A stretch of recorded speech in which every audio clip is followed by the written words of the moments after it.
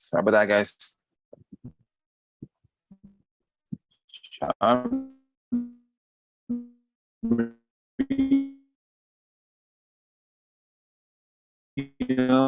that.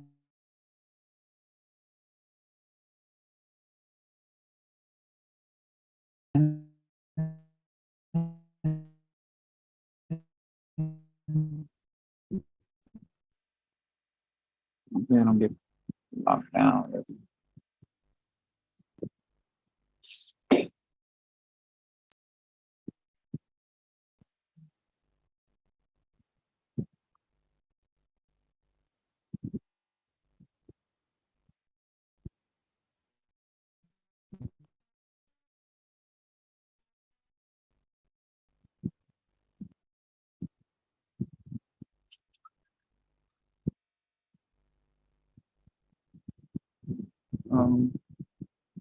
Here we go.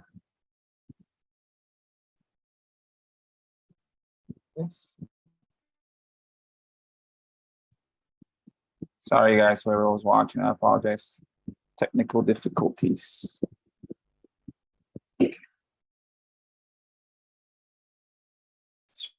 There, like.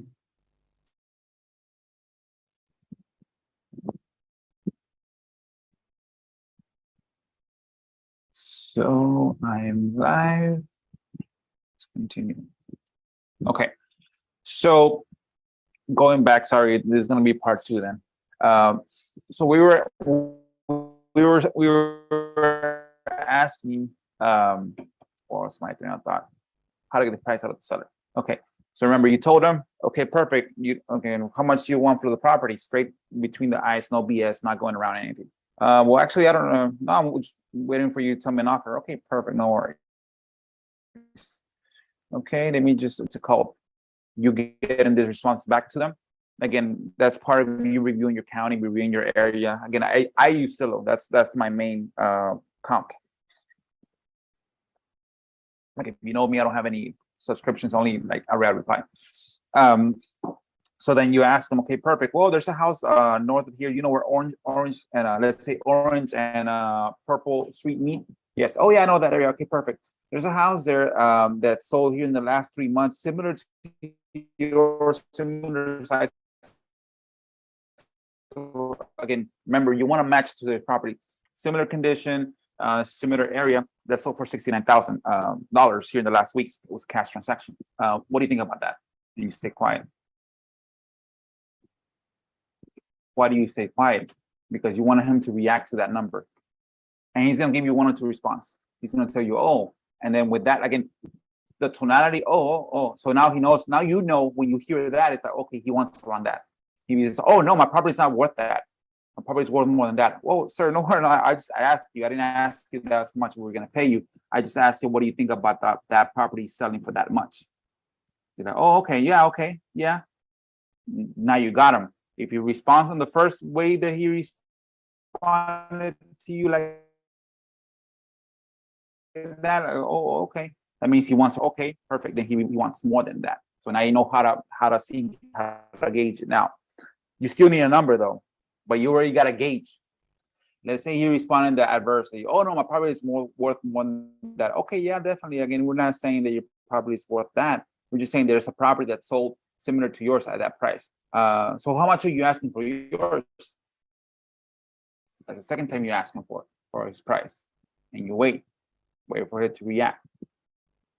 And then if he says, well, I'm actually just wanting an offer. Because there's some clients that after the second question, they still say no, which is good. Again, but how do you react to that? Okay, perfect. Okay. Well, based on that area, again, are you trying to look again? Let's say 69 was. Let's say you did your math, because your math has to be on point. Let's say you did your math and your maxable, again, let's say you want to wholesale it for a second, and your max offer it's at, let's say your max offer is at 70. That's your max offer. Now you have now you know that he doesn't want 69. So 70 is not. Let's say the ARV is 150. And let's say 130, more reasonable. You can wholesale it for like 10K if it needs repairs. So 69 is not the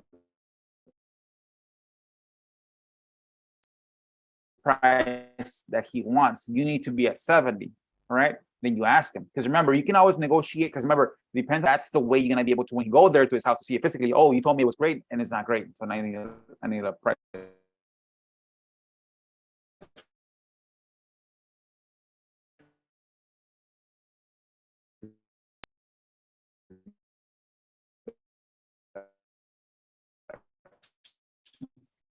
Then you ask him, I always, my max between 50 to 70, even work and bring him down to around where it's reasonable as far as the 70-ish range.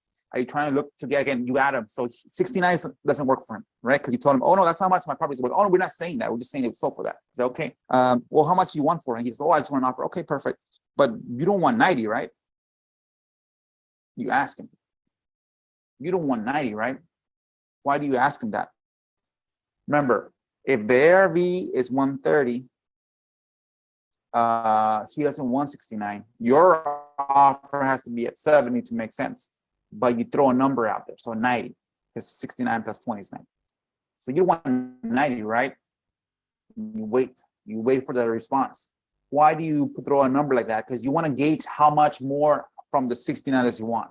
And you can't just say 80, 90, no, you just throw a number. You don't want, and you say you don't want 90, right? He says, most likely his response is going to be, oh, around there. Or if you're still low, then he say, oh no, my house is worth more than that. That means that the ARV might not be the ARV that you have, or he's just a crazy seller. If the ARV is 130 for that area and he wants 90 for a house that's not fully repaired, he might be a crazy seller. It still makes sense at 90, right? If you want to buy it and keep it, because your profit margins decrease, but you want to be at the lowest price possible. When you throw 90, that's why I told Enrique, get the CAT value. With the CAT value is the county appraisal value. Let's say it's a 50. The estimate, let's say, is 130. The ARV is 130. Let's say per se 130. Now, when you ask him that, you don't want 90. The reason why I told Enrique, like, you want to be between 50.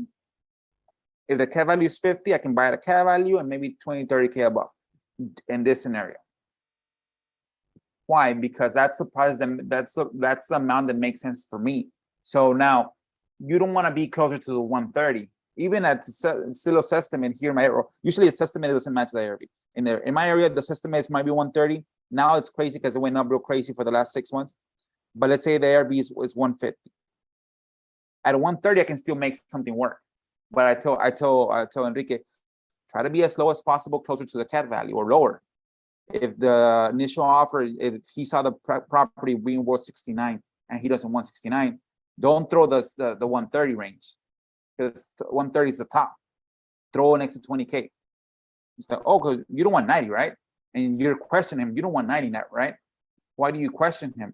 Because you want to make sure that if he, depends on his response, if he says yes or no. If he says, oh no, my price is more than that, that means you have to go a little bit higher. And now my exit strategies are shrinking. And remember, he might not be as motivated as we think. So let's say he says, oh, well, yeah, around there. So now you have a number that's 90. You won't need to be at 70. So now you got to chop him down from there once you see it physically. Now, let's go on the worst case scenario. He says, no, I want more than that. Okay, perfect. So you don't want 90. The property next to, again, this with consent. Okay, so you say you don't want 90. So 90 is out of the picture. The property, a couple of those streets now, it's similar to yours condition, and it's similar square footage and similar condition. Now, the county appraisal district, you bring validation points for your site. The county appraisal district has it at 50, and I know sometimes the 50K is it's a little bit of it's wrong, because it happens sometimes. But most likely when the county appraisal district goes out there, they try to give the biggest prices possible. Yeah, I know, man. Let me see. Let me switch. I know it was not working right now.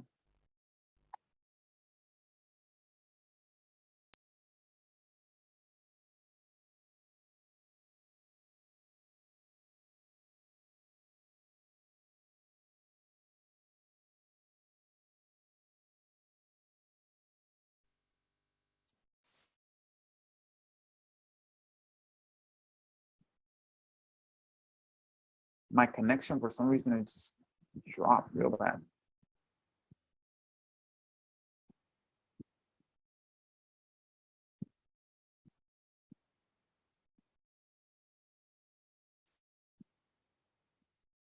Looks like I'm back on. Okay, perfect. So I'm still live. My connection is back. Okay. Let's fix this.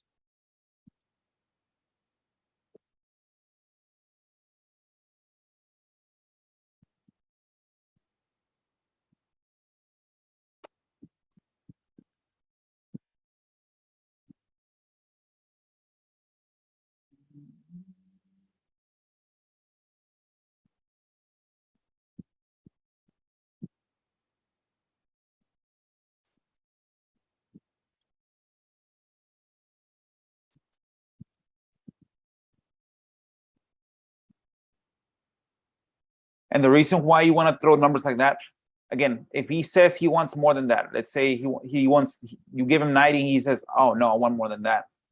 Now remember, 130 is your full price asking price. Again, this still makes sense because usually realtors will want to sell it for a little bit more so they can make some money, right? But if he says 90, oh, I still want more than that. Okay, perfect. And then you bring your validation points. Why validation points? Not from you, from others. Okay. Okay. So the neighbor's house. So for 69, similar to yours, the county appraisal district has your property, has the property worth 50. And I know sometimes they're off, but remember, the business of a county appraisal district is to basically charge you as much as possible, so they can appraise your property as much as possible, so that your property we can charge you as much as possible in taxes. So they have to, their benefit is to have your property worth as much as possible. So now you ask them, okay, perfect. So you don't want 69, your worth it's worth, you say you want 90, the neighbor sold for 69 cash, the county appraisal has it at 50. Again, help me out a little bit, mister. Again, I don't see, did I miss something as far, again, you asked this question, did I miss something as far as the price? Because based on what you're telling me, again, I don't see how your property can go out there in the market for more than what the county appraisal and this property might be sold for. Because again, the property is sold next to yours, it's most likely my competition. And if it's sold for 69, not fixed up, again, maybe 90, but fixed up might sell for. But again, we're not buying your property fixed up. Did you add square footage? Are you not telling me something that maybe I missed? I apologize. You stop. Because you want him to validate his price to you. Why does he want more than 90? If the neighbor's house sold for 69 cash as is, the county appraisal district, it's at $50,000. Something is off. Most likely again, in my area is usually off, but it's still a number that it's a number that has reason behind it.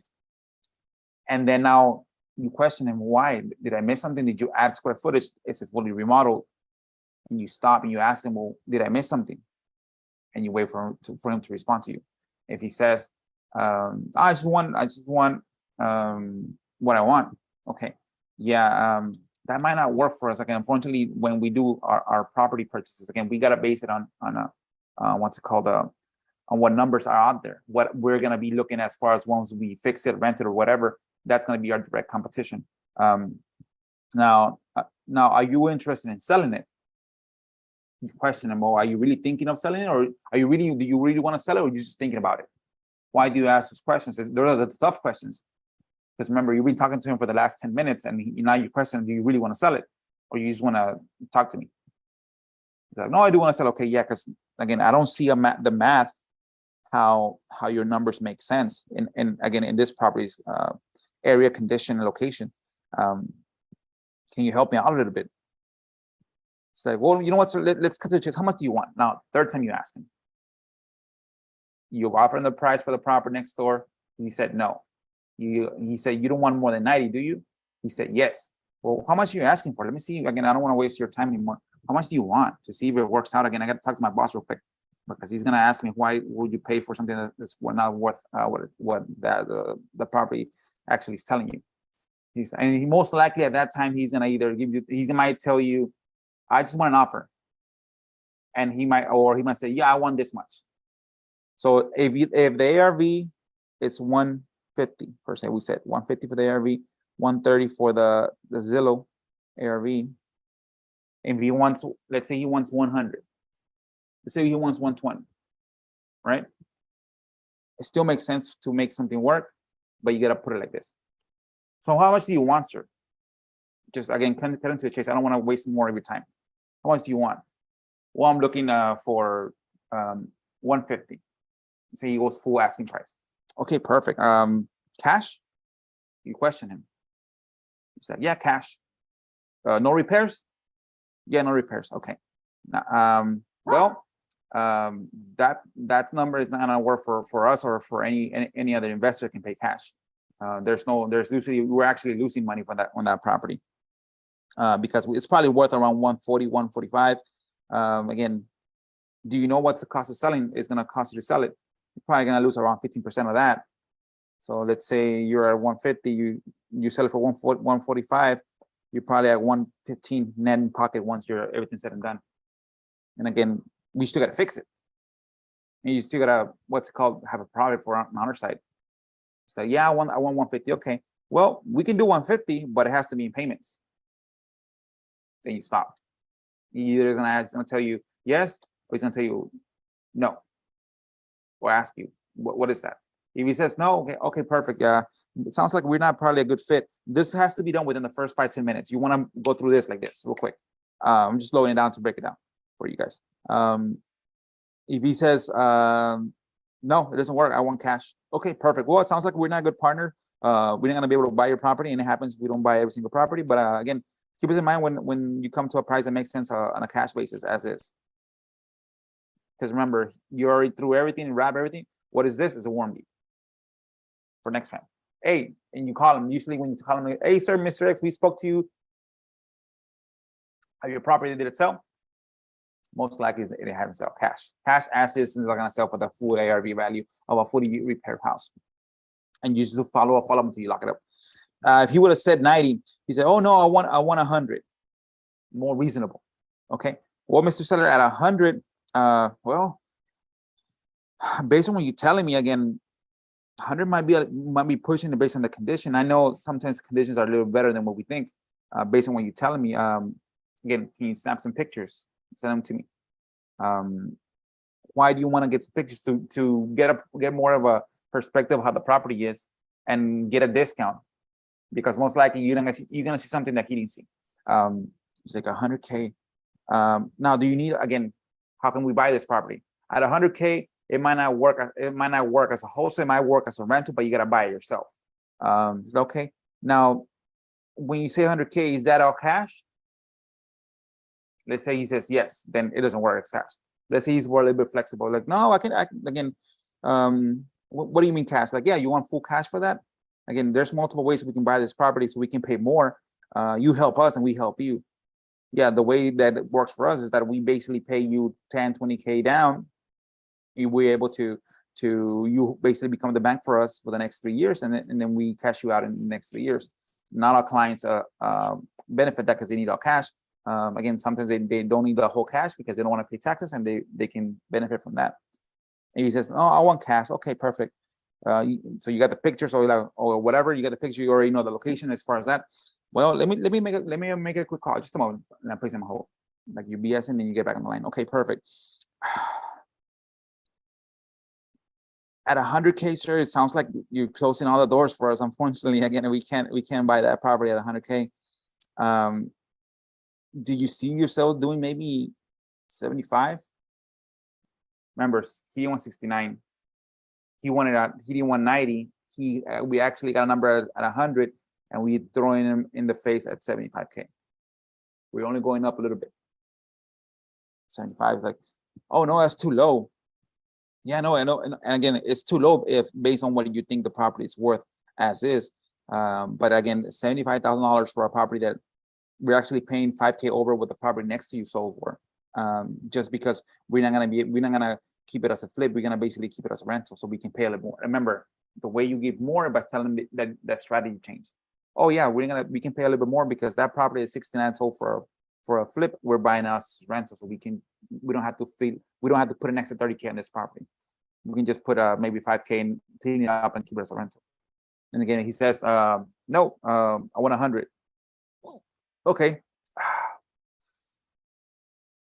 Can you do maybe 70? Again, I'm pushing this. I still got to get an approval for this, but again, can you see yourself maybe doing like 76, 77? Remember, you're moving a little bit, but he needs to move down from that 100K. He's going to probably say, can you do 90? Now he's going to bring it down to 90 where it makes sense more for us. And then you can go there and physically see and then come down to maybe like 80.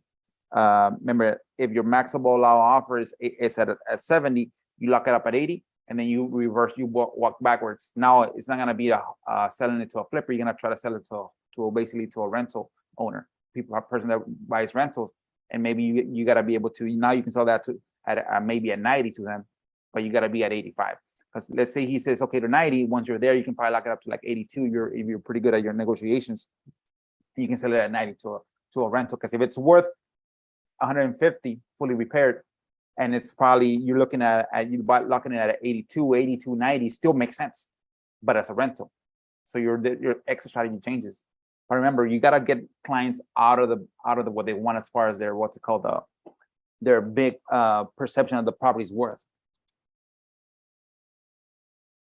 Remember,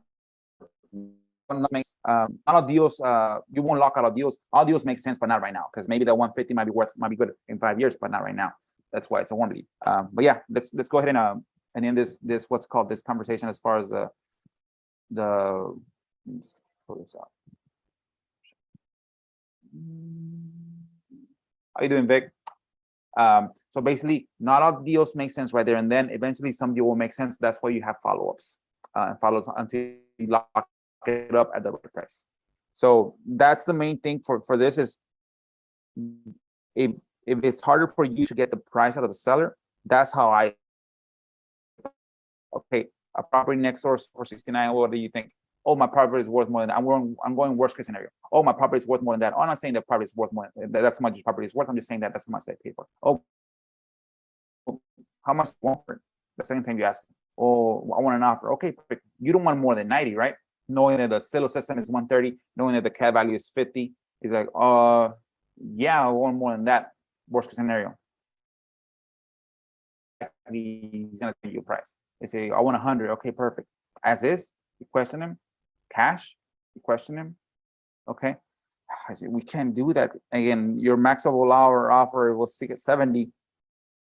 It's like, can you do 72, 73? And then you chop it down. What's up, Vic? So that's basically how I negotiate prices. Basically, you can always get a better discount than when you're. It's always good to be able to, what's it called, see it physically, so that you can actually get a better discount. Can you hear me, Vic? Yeah, you were fine before I turned on my camera, and you're sounding like a robot a little bit. But I think it should be okay. Let me see. Yeah, my Wi-Fi for some reason it said unstable connection. How about now? Yeah, I think it's okay now. So when you're negotiating back and forth, I see that, in the first 5 to 10 minutes, you're kind of like testing that person, right? You're seeing if they really want to sell, because you're asking for the price 3 times. And then the third time is like, hey, I don't want to waste your time anymore. And then you start to back off. And that's when you really figure out, does this person really want to sell or not? And you're really getting the true price then. Yes. And that's where the gut comes in. I know, Mr. Seller, again, you're telling me the property is as is condition, you haven't fixed it. Again, it's similar to that one that's sold for 69,000. You say it's worth more than that one. Why? Again, help me out. Again, I have a similar property that's sold for 69. I have the county appraisal district that says 50, and you're telling me it's worth more than that. Now you want to. You follow along. Did I not hear something about the property? Because I can't see how this price makes sense to anyone cash. And you stop me, you question them, because most clients, most callers won't question the seller like that. That's where the gut comes in. You got to question them to make sure they get the right price. They get right again. That you make sure you're going the right on the. That's how I question them. Most of the times, but the initial, most of the times out of 10 calls that I get, probably as far as from the prices, but most likely I get a You're cutting off a little bit. You said out of 10 calls, what happens? So out of 10 calls, I can probably get like they're crazy. They don't what's it called? Want a price that makes sense. They just want their number and the number is it. This is where you ask them, okay, perfect. Then it sounds like you want to list it. I can refer you to my realtor to give you have a from the commission, which is 6%. And remember, in the beginning, you ask them those questions. Do you want to have probably get more than we can pay in cash? But if he's delusional like that, then yeah, push him. But you know what? I'll have my realtor friend call you to see if we can work something out with the price that makes sense. Yeah. It's a follow-up. Yeah, at least the best solution for those delusional people is just at least they're a warm call, right? The next time you call them, every time, every follow-up is closer to when they stop burying their head in the sand and daydreaming about a price. Yep. So yeah, so again, some clients are crazy like that. But if you go down this conveyor belt and again, if he doesn't give you a number right away, then you throw the house number, the house next door. If he does throw a number right away, then, and you have your maxable offer, a way to negotiate him down is throwing out that house. Well, this house you want 80, but this house next to you is sold for 69. That's close to your location. It's comparable to your location. Is I'm missing something because you want to, again, it's similar. Maybe I didn't hear something. Maybe you already fixed it up. That's why you want to help me out here a little bit. And you question him on his price if he tells you right away the price. And remember, once you're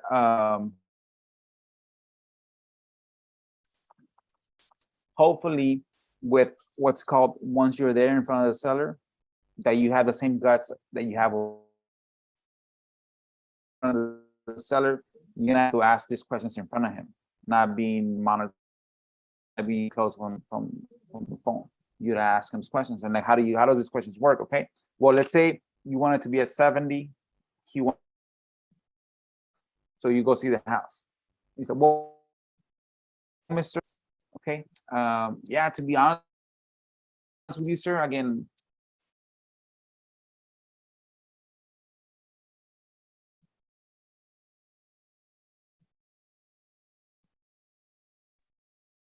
am I still live? Sorry.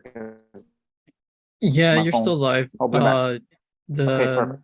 Yeah, the internet connection is a little jumpy. I don't know what the fuck is wrong with this connection. So if once you're in there and he tells you the property is perfect, right? And when you're there, you walk in, well, actually, sir, to be honest with you, again, I feel a little misled.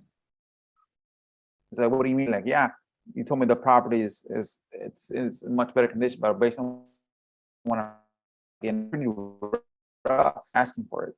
Yeah, I'm just being honest with you. Again, it's like I told my wife is, if I go to the doctor, I want the doctor to be honest with me.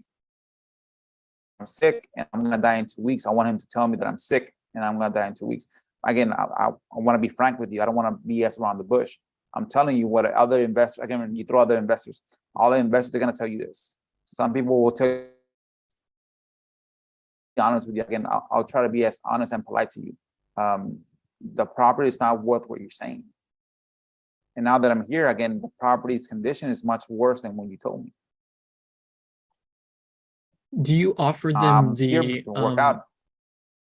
owner financing only at the house, or do you sometimes do it on the phone too if they're like you can do it on the phone too?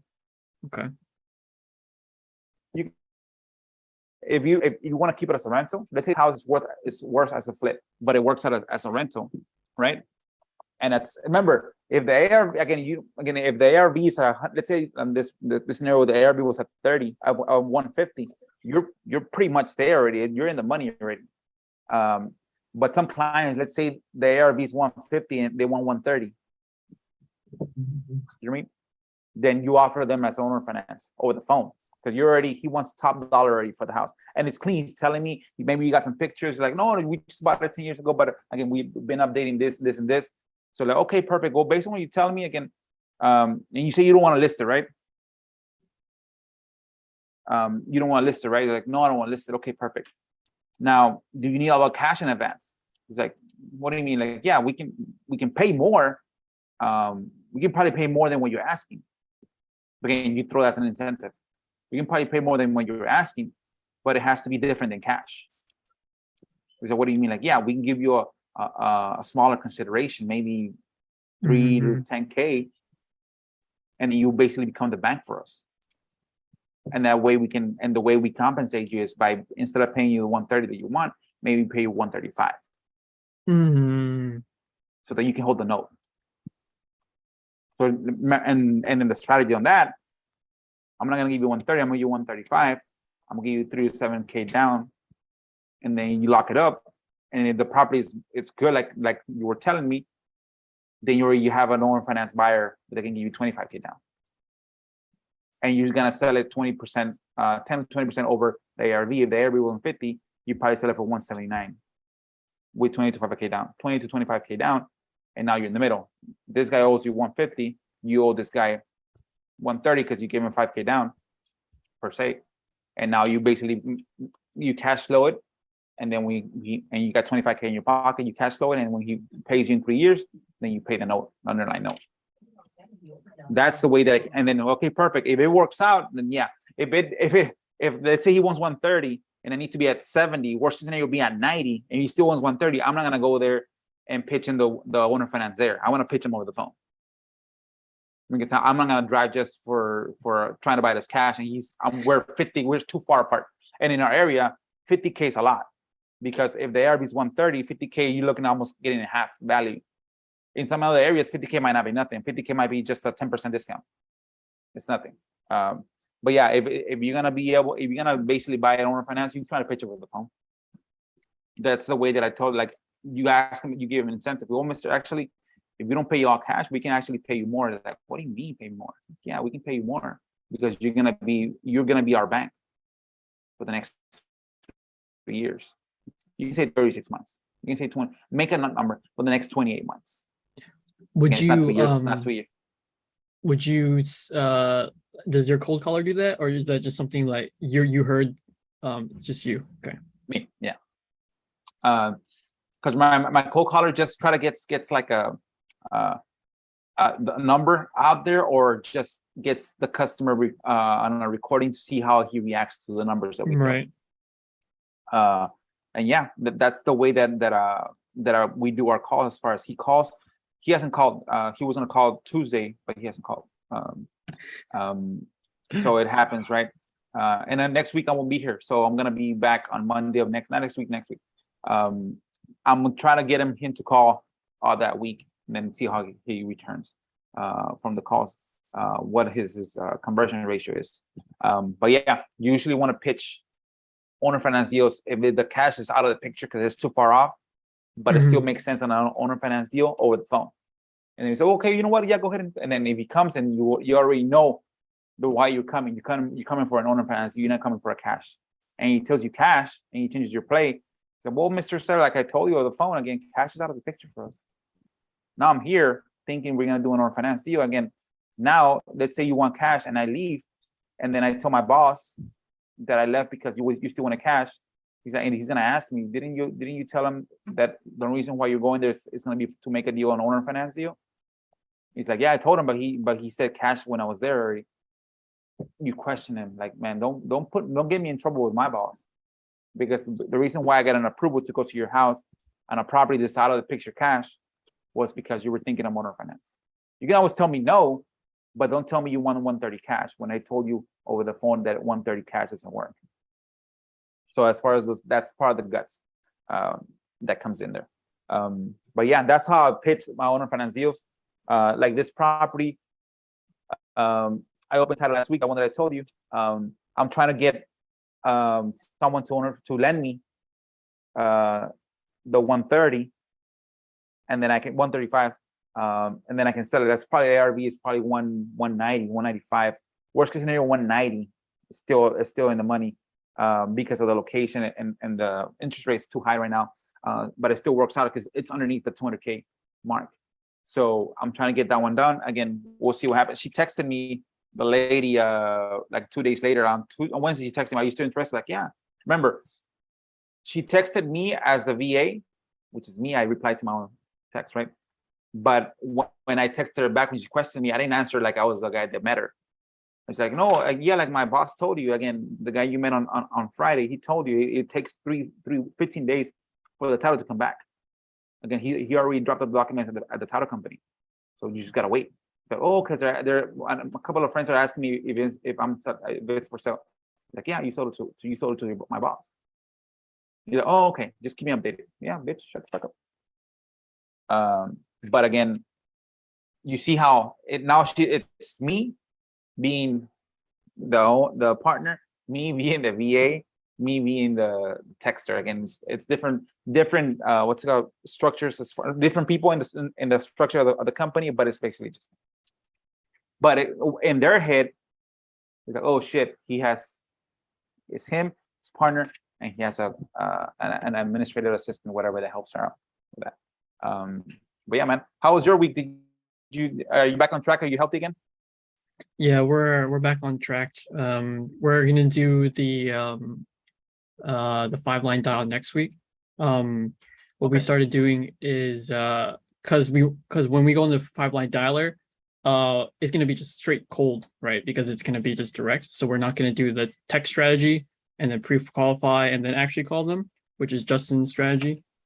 Okay. We're gonna just do straight, like, load the numbers up and just go down the list, because that's the thing. So this week what we're doing is just doing the single line dialer and then just like piling through and just going cold. So no texting beforehand. So when we did that, we had to change up the questioning in our script, because before we would text them first, so they would pre-qualify themselves through the text before we called them. Now we're just calling them directly. So we changed a lot of things up. We do a lot of similar things that you talk about a lot. So we always just ask them for the price 3 times. And then that's where we actually start to negotiate, because it's the same structure that you do. We always. Are these going to be the for sale by owner leads? For sale by owners, yeah. Okay, so that one, you gotta have a strategy already, because the price is there. So again, so you need to have a strategy. Okay, I need to be now. This leads, you're gonna try to get them for lease options, right? Mm-hmm. Okay, so then you don't have to get the price. Again, you wouldn't, unless you want a better deal. I would want to get a better deal. But again, it's basically convincing them of doing the deal as an owner finance deal, as a lease option. Yeah. Now 30. Now, unless the price doesn't make sense at 130, let's say it's worth 130, nobody will buy that property as a lease option. So what we split tested is, even if you offer them, let's say they wanted 130, right? If you offer them 130 off the bat, they're always going to feel like that's not the best deal. And then since you're asking them to wait for a year, they're going to want more than that. But if you start off by saying, well, what's the least you'd take? Okay. Yeah. And then they're discounting it, which is your strategy, right? If they discount it first, and then we give them their original price, whatever they listed, right? Later on, then they felt like they negotiated for that, and then they feel satisfied that that was worth it for them. So what we just generally do is, like, so we ask them, hey, so what's the least you would take? We ask for the price 2 or 3 times. So let's say they're 130, they're discounted to, usually they'll give you like 5 to 10% off. So let's say they say 120. So then I was like, okay, we can do 120. But you said that you wanted cash for this. I don't think we can do cash for 120, but what if we, rented it out for a year and gave you 120? And generally you meet the first objection there, right? Oh no, I need to talk to my wife. I need to do this. No, I'm not really thinking about, renting it out. So then you can go back and offer them the original price, which is what they listed for, 130. He's like, well, you must have had already full price offers already. And then you wait. And they're like, no, nobody actually gave me full price before. I was like, well, I must be the first person to give you 130. Well, if we did 130 for 2 years, so notice I went from 1 year at 120, which is what they wanted. I gave you your price at 1 year, my terms, your price. Well, what if I gave you 130, but now my terms at 2 years? Then I wait, because it doesn't matter 1, 2, or 3 years. It doesn't matter, right? I can find a buyer that can go at 1, 2, or 3 years. And then I wait, because now I gave them another I'm probably the first person to give them their full price, but I want 2 years, which is pretty standard. And then I wait, respond, and then I see if it's really about price. What if I gave them 5 to 10% above that? So now I'm guaranteed to be the only person to give them above asking price, another 5 to 10K, but I want 3 years. You see, because it's like your strategy, right? Well, if I give you some more money, I want more time, because now I can get that extra time from another buyer, right? Another buyer that wants to do 3 years, he'll pay a little bit more. The market will appreciate another 5 to 10K in that time period anyways. And Mr. Seller, during while you wait, you get to have 3 years of rent on top of the thing. So for them, they get the most amount of money. So it's like, okay, well, I can, and then you see where the conversation is. If they're not gonna really budge on that, then that's not they're not a serious person that you want to do anything, because they're not really there to do business. But generally that's the structure. Like that's how we would tier it up, because we can go up to like 3 years, 2 years, or 1 year, but we just basically just say what they want to do. You want more money? Well, I need more time. If you want less money, then like you want your full, I can give you like a 70% offer, but you probably got like 10 wholesalers asking you that thing already. I'm not the first person, but I'm probably the first person to give you full price or over full price. So let's talk then. Yes. Yep. That's a perfect pitch. Again, just gotta.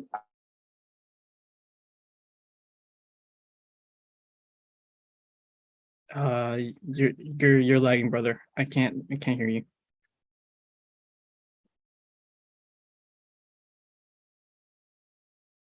Oh, he's gone.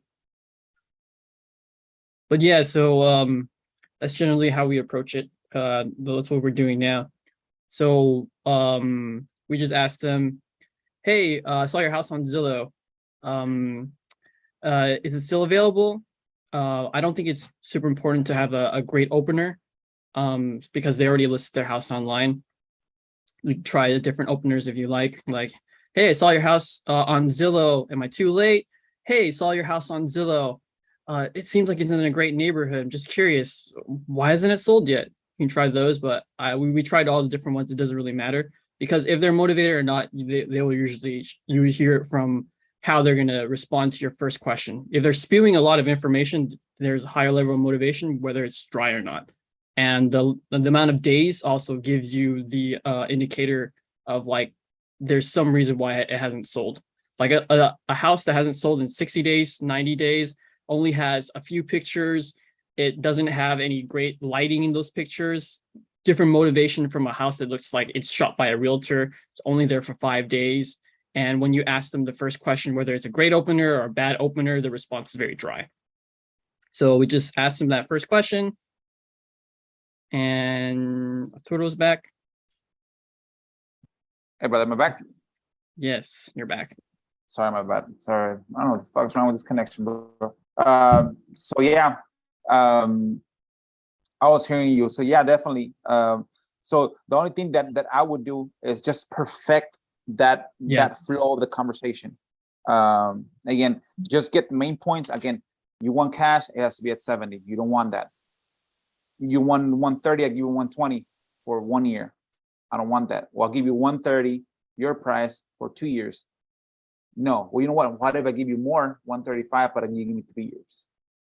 What if also, as far as my part of the package to make it the deal better for you, how about if I save you the 6% commission and the 2% closing cost, and then I save you the 3% of repairs and another 1% of a discount? So what do you mean? Like, yeah, well, I'm selling my property as for sale by owner. Like, yes, but the person that's gonna buy it has a realtor. Yeah. And if you want their money, you gotta pay the 6% commission to the realtor. You gotta pay the 2% for the closing cost because he's a seller. You gotta do the 1% for the inspection, which is gonna be probably around $400. And then you're gonna do probably the repairs. We gauge around 1 or 3% repairs cost. So we want to put there like $2,000 to $3,000 in repairs. And then you of course the time frame. It's like, yeah, even though you have it for sale by owner, you still gotta pay that. Now, what if we save you that? Would you be okay giving me the 3 years? Yeah, Remember, that's because good. that's part of buttering up the deal. Because he might think for sale by owner, like Mr. Seller. Let me ask you this. Let me be frank with you. Who in your family right now has 130K in their bank account? And you stay quiet. He's like, he'd probably say, well, that's kind of personal. Like, yeah, but to be realistic, the way the economy is, who has 130 in their bank account to buy a house? He's gonna tell you, no one that I know. And he says, if he has an answer, you're like, well, myself, sir. Then I'm the business that I work with investors. Again, probably out of 10 investors, probably 1 or 2 have 130 cash. Everything else is borrowed.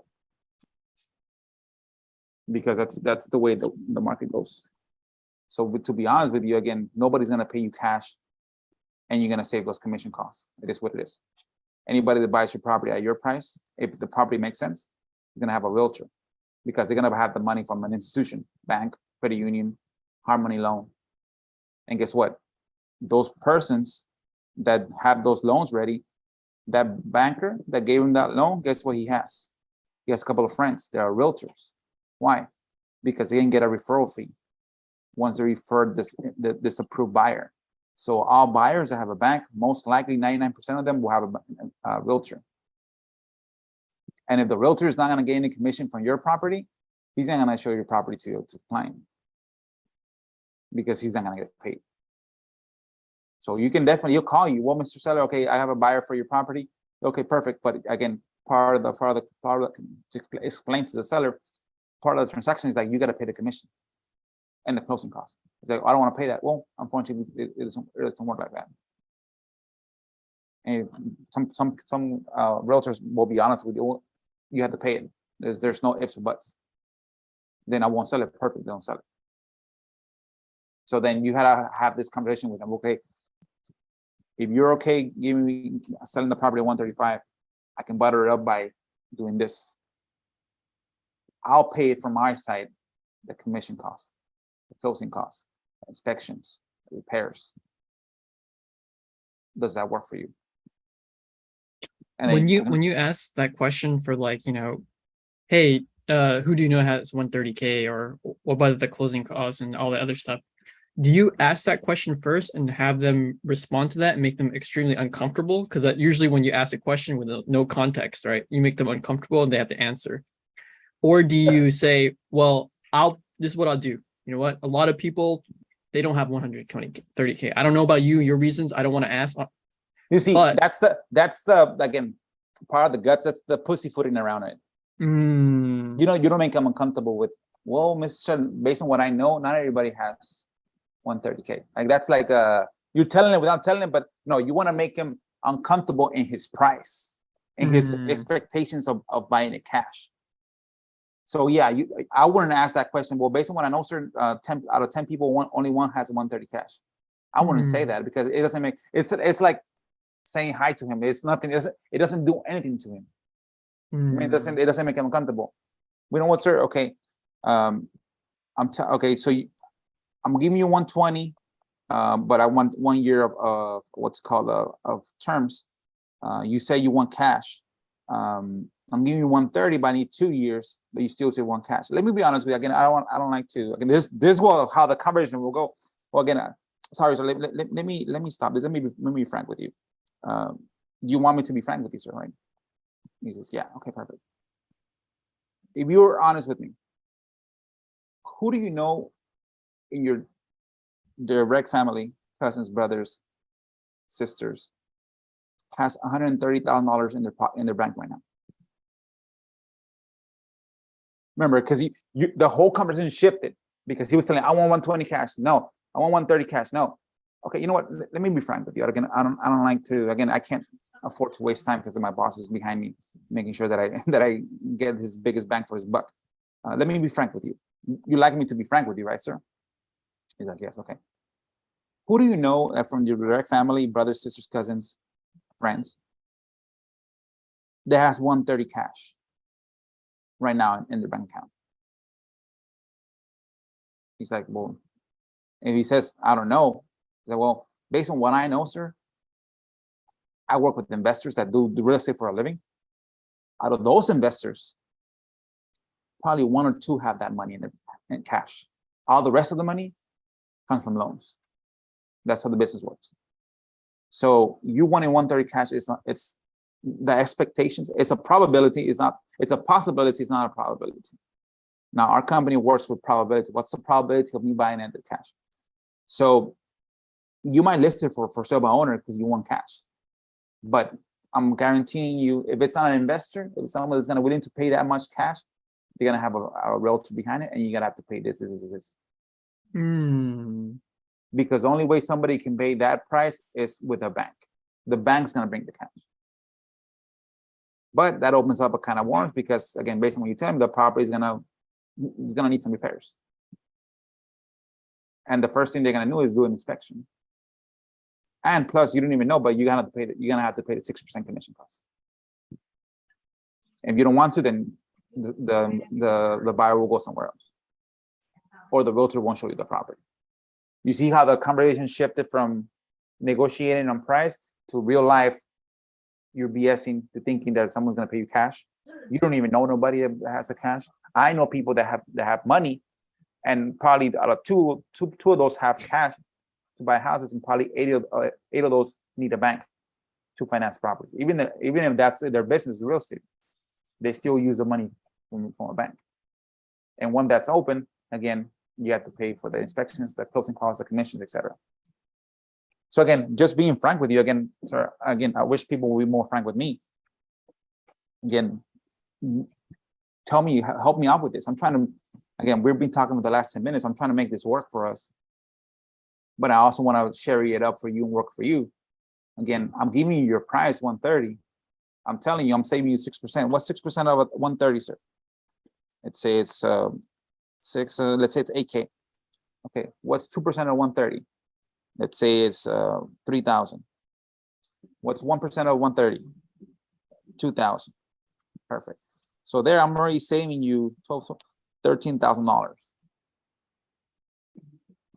Because you might think you're gonna sell it for 130, but I can guarantee you that buyer that you're gonna close with, your walkaway money will probably be on 115, 110 after all said and done. It is what it is. So I want to be frank with you again. I can give you with the 130, but I gotta get these 3 things. I can give you a little bit more, and I can butter it up and do this more things. But again, it sounds like you're at 130 and you're fixed at 130. Again, I hope that I can sell for 130, but again, there's probably a miscommunication. Is that you want 130 and that's you're gonna stay with cash as is? It's like, yeah, okay, perfect. You know what, Mr. It sounds like we're not a good fit. But again, I'll follow up with you in a couple of months to see, hopefully it sells. Again, it changed the whole mood of the conversation from being happy, having negotiation to being the talk to Jesus talk. Yeah. Where, you know what, okay, go ahead. Yeah, I was thinking while you were saying that, it's sort of like the doctor says, okay, so what do you want to do about your situation? It's like, do you want to take chemotherapy, or do you want to, go to regular rehab? What can we do? And he goes, no, I don't want chemotherapy. It's like, sir, you do realize you have cancer. And like, you came in here, you scheduled the appointment. Do you really want to live or not? Because usually when, and then it gets real deep, right? It's like it said earlier, it was like just the like mood changes. The mood changes. The mood changes. You want that. So remember, clients, all of our human beings, probably, I don't know what the stats is, but probably out of 100 people, 80 to 90% of them make an emotional decision, and then they rationalize it afterwards. Example, you go into a dealership, you have the money, you have 50K in your pocket, see a fucking awesome Mustang, and it's probably, you wanted to spend 30, it's at 45,000, but you fell in love with the Mustang. shit, I love the Mustang. You buy cash. That's an emotional decision. Once you're driving it home, like, fuck, I spend my whole 50K. I wanted to spend 30. And they're like, well, I never bought anything good for like nice for myself. Again, I work for my money. So again, this money was for a car. So it's okay. It's okay that I spent 10, 15K over. You see how you rationalize it afterwards? It's like when also, if you want to go into relationships, when you, what's it called? Let's say you cheat on somebody, you're doing an emotional decision and they're like, fuck, well, I am in a bad relationship. Again, she doesn't really tell me that she loves me anymore. So again, I know it's fucked up that I did it, but I deserve more. You see how you rationalize it afterwards? Almost 90% of the decisions are made. Most people they trigger themselves to make a decision emotionally. That's why the guts has to bring out the emotion so they can make an emotional decision and then later rationalize it. Let's say they do sell it for you at 130 owner finance, right? And then you close on the call. Well, I did want 130 cash, but then he did make sense. Like most buyers will probably have a realtor. And again, if I'm going to lose 20% of my cost, again, maybe it is okay to sell it at 130. Owner finance. You know what? Yeah, okay, that's a good decision. Am I still alive? Yeah, you're still alive. Okay, perfect. So you see how they rationalize it afterwards. Like, well, yeah, okay, I did make the right decision. It is what's it called? The right decision to sell to this guy at 130 owner finance. Because I don't want to lose the 15K. And it's true, he's telling me I don't want to do inspections. And it's true, I do have to pay for closing costs and I don't want to. But he's telling me that he's going to do that for me. But yeah, you know what? Yeah, that's a good thing to do. So you see how there's things, the way that you react to things right there and there and the decision room, basically the boiler room, that it takes away your rationality. It's all emotion. It's all emotion. So the more emotion you bring into the conversation for the negotiator, you have the best advantage to get a better deal, because you're going in there with the what's it called mentality to shake him up with the emotion. You're already thinking. He hasn't talked about, like, learned about emotions and things. You do, because you're an investor, so you have to know this stuff. So that's why you go in there with the strategy of, you know what, I need to rattle up this guy emotionally, question him, change the move from being a negotiator to what the fuck are you saying? So you're wasting my time. And he might get upset. And then he said, well, it is what it is. So I apologize for getting you upset. But again, I'm probably your best bet to sell this property today. You don't have to worry about anything else. But it sounds like you don't want that. You don't want that. It's like you said, like when you go to the doctor, sir, and the doctor says you got cancer, and I can give you 5 years with chemo and 2 years with no chemo. You want to live the 5 years with no chemo. It's unrealistic. Realistic. The only chance that you can live those 5 years is by going to chemotherapy, and that's still not guaranteed. But at least you got a shot. I can tell you for a fact that in 2 years you will die if you don't have chemotherapy. That's based on the progression of what I've seen in your scans. But again, sometimes people are just, and now he's thinking emotionally. His emotions are like, oh shit, this guy's questioning me, because most clients have never gotten talked like that to before. Like their emotions have never gotten rattled before. So when you come in there, you're gonna be the different one. You're like, oh shit, where's this guy from?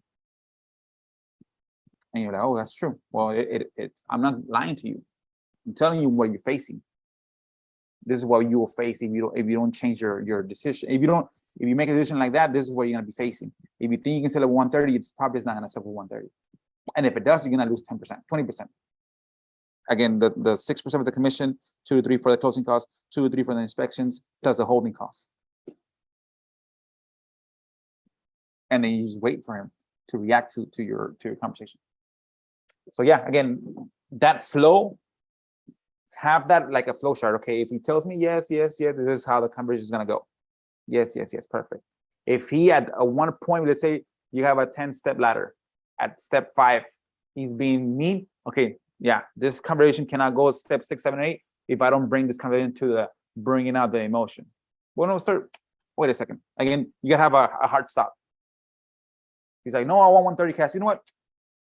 Okay, sir. I apologize. Again, do you want me to be frank with you, sir? Yeah, of course. Okay, perfect. Yeah, because again, I would like people to be frank to me as well. Again, and then you bring the price. Who do you know from your direct family, sir, that has 130 cash? You see how you change the mood. This is my backup. This is my mood changer, my mood negotiations. It changes from being a conversation that's flowing to, you know what, stop, hard stop. You know what, and you can just, again, if he hears you, you drop him in the desk, just so it catches his senses, ears, like, oh shit, it's perking up, what's going on? You know what, sir? I told you in the beginning of the conversation that I was gonna be frank with you, right? He's like, yes, okay, let me be frank with you. And then you bring the conversation out like that. But you see, if you see that he's conceding to, oh, 130, no, 135, yes, with terms, okay, perfect, then you go with that flow. But if he's, and this should be, and not like for everybody watching, this should be in all conversations as a tool to get your price that works, because you want to get clients to get emotional with the, you know what, because you know that they want to sell it because they're going to move. They got to sell it because they're going to move closer to their family. They got to sell it because they're going to go for foreclosure. You need to bring out that emotion. Again, and selling a house, it's one of the biggest decisions in a family's life. It has to be an emotion. There has to be an emotion tied to that transaction. So you got to bring it out. And again, some clients are harder to get as far as to get the emotion out, but most of them, if you're good enough, the emotion will come out. Sorry, babe, go ahead. When you're asking that question, can you talk about your tonality and maybe like your pacing a little bit? Because I think how you're going to say that question is going to be important, right? Yeah. Again, just a matter of just stopping. So slow down your conversation, your speech. Make a hard stop. Okay, so let me be frank with you. Can I be frank with you? You see how? So let's say, oh, sir, so what I can do is I can do 130, but I need 2 years. Can I be cash? So no, I don't want cash. Well, I can probably do one. Maybe can I butter it up for you? Can I make it look better for you? What if I give you 135? It's like, no, I want cash. You want cash? Okay. You know what, sir? You see how? Oh, you want 130 cash? You know what, sir? Can I be frank with you? You shift. You also have to shift in your like switch so that your energy changes, so that you have to excel to push yourself up the seat, so you can hear you that there's a change coming. Okay, can I be frank with you, sir? Yes. Okay, perfect. And then you go there. You just, whatever you're gonna switch him on. If it's the cash, he wants cash, 130. Tell him, well, sorry, who do you know? Remember, you brought this conversation in there. Well, you haven't listed it with an agent, right? Yeah, okay. Maybe I wouldn't list it with an agent either, because I want to get as much as possible. If I do sell it cash, but I know that if a buyer comes in with a realtor, I am gonna pay the 6%, whatever. So you make sure you bring that up in the initial conversation, because you got to bring it up in the changing the mood and talk to reality conversation. So like for you, like, okay, what do you have for sale by owner, sir? So, well, I don't want to pay the fees. Okay, perfect. Yeah, most people don't. Again, I wouldn't want to pay the fees. And you might get a cash buyer. Well, sometimes we do get cash buyers when we sell our properties, where they just buy it as is, and we save on the commission, the closing costs, etc. But most of the times, out of 10 deals, probably 9 will have a realtor, because the buyer has an FHA loan. But again, just information for you. And then you move forward. Okay, so you want 130 for sale by owner. Okay, and then you go, what do you think it's worth? Probably 150, because most likely they'll try to give you a discount, a little small discount, right? Unless they're crazy and they want to give full price. But most clients are reasonable and they try to give you a discount. Okay, so you want 130. Okay, now do you want the whole 130 cash right now as is? She's like, yeah, okay. Well, again, there's multiple ways that we buy properties. Again, based on what you're telling me, again, this property it is probably worth 130, 145. But cash is a totally different animal. Cash means that I'm gonna give you my liquidity and put myself in your place. Now, most of the times, us as investors, we're not gonna buy it for ourselves. We buy it in for an investment, so it has to make sense.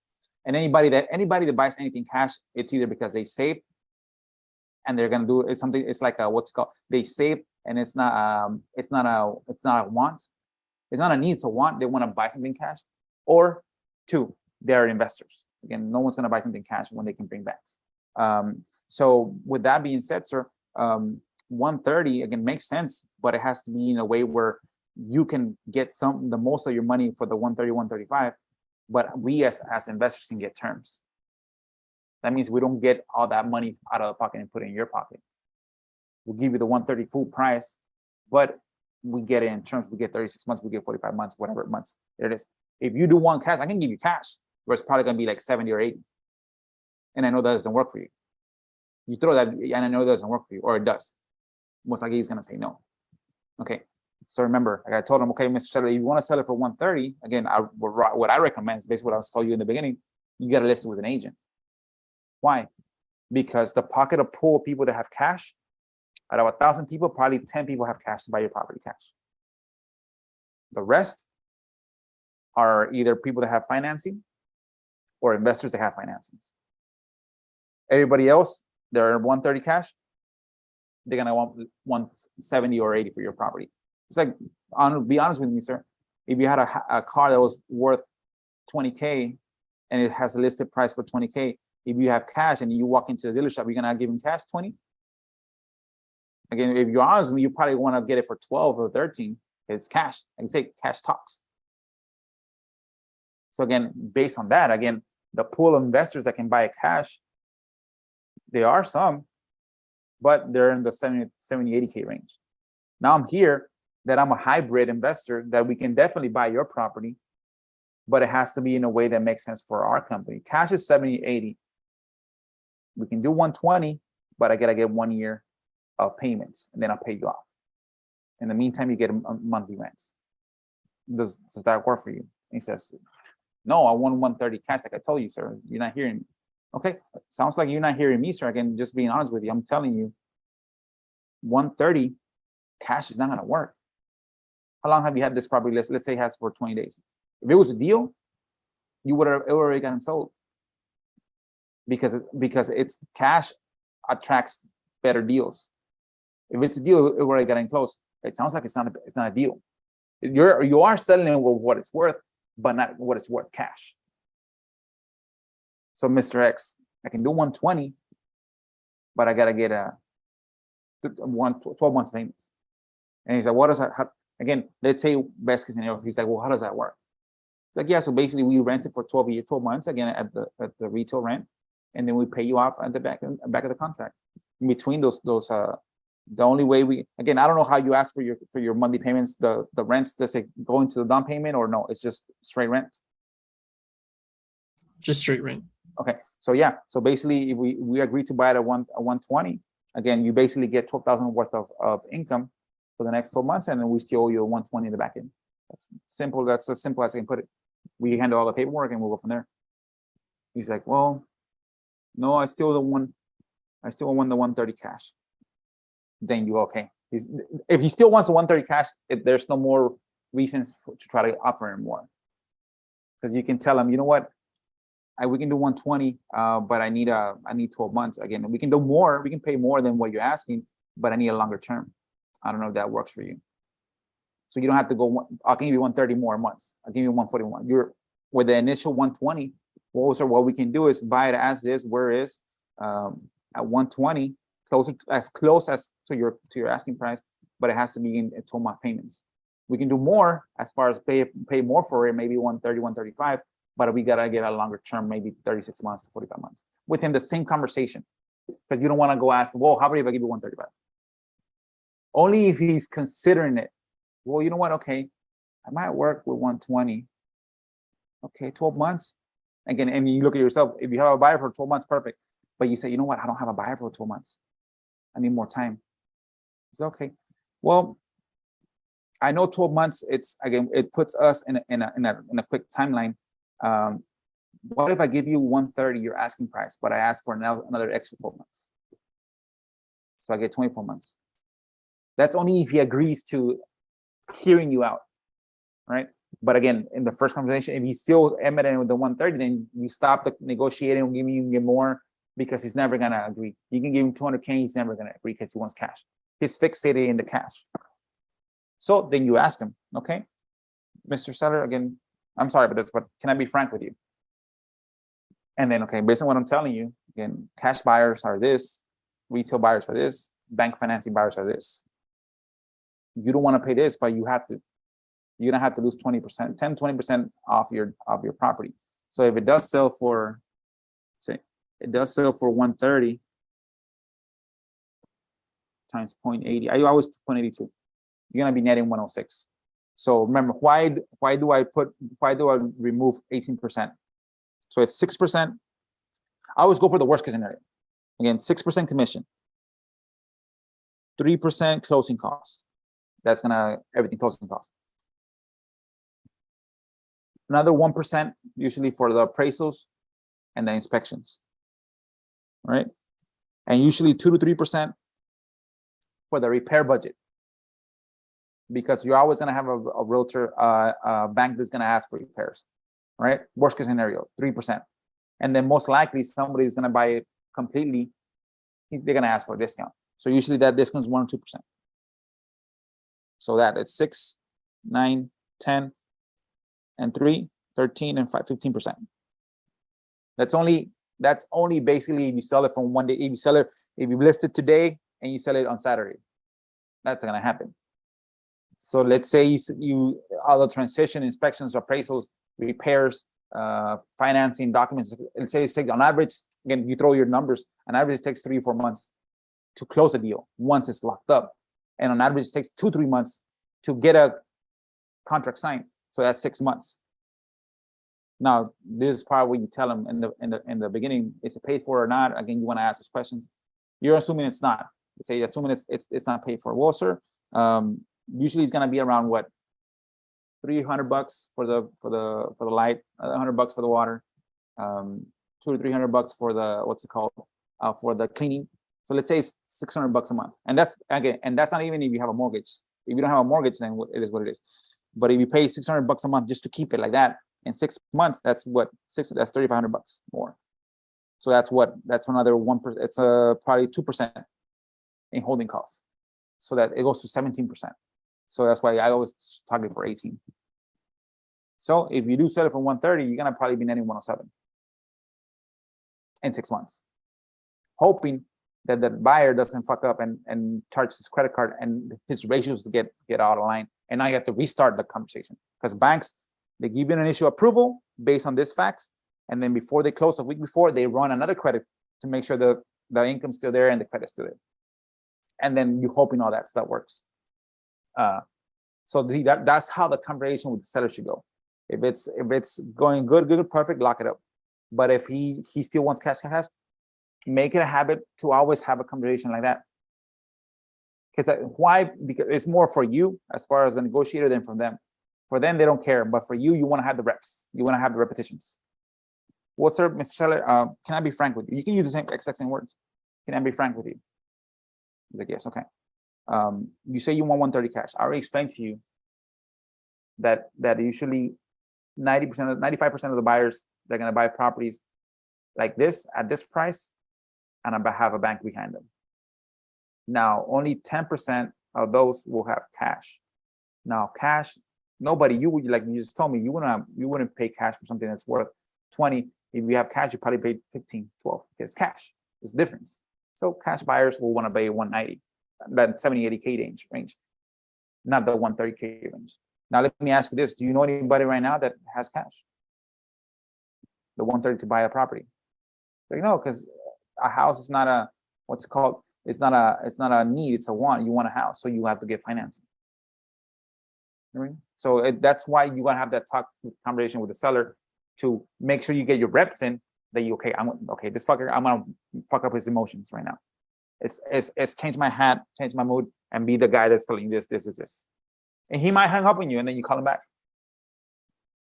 But again, you want to get your reps in so that the next one you can catch those iffy clients that don't want to right away, boom, and you go back to the emotion right away. You don't go, okay, well, how about this? No, you right away You're catching the red flags right away. You're not allowing the client to walk 10, 20 minutes into the conversation and then learning. No, within 5 minutes. And you want to make sure that you set up the call where, you know what, Mr. Well, thank you for answering the call. Again, we like your property, we like our location. Again, we try to be as frank and honest with our clients that we talk to. And I hope that that's what you like in a buyer, right? It's like, yes, most likely they're gonna say, yes, I want someone that's frank. So you set up the conversation that I'm gonna be frank with you. And then he doesn't want to cash, he doesn't want 130 in terms. Okay, perfect. You know what, Mr.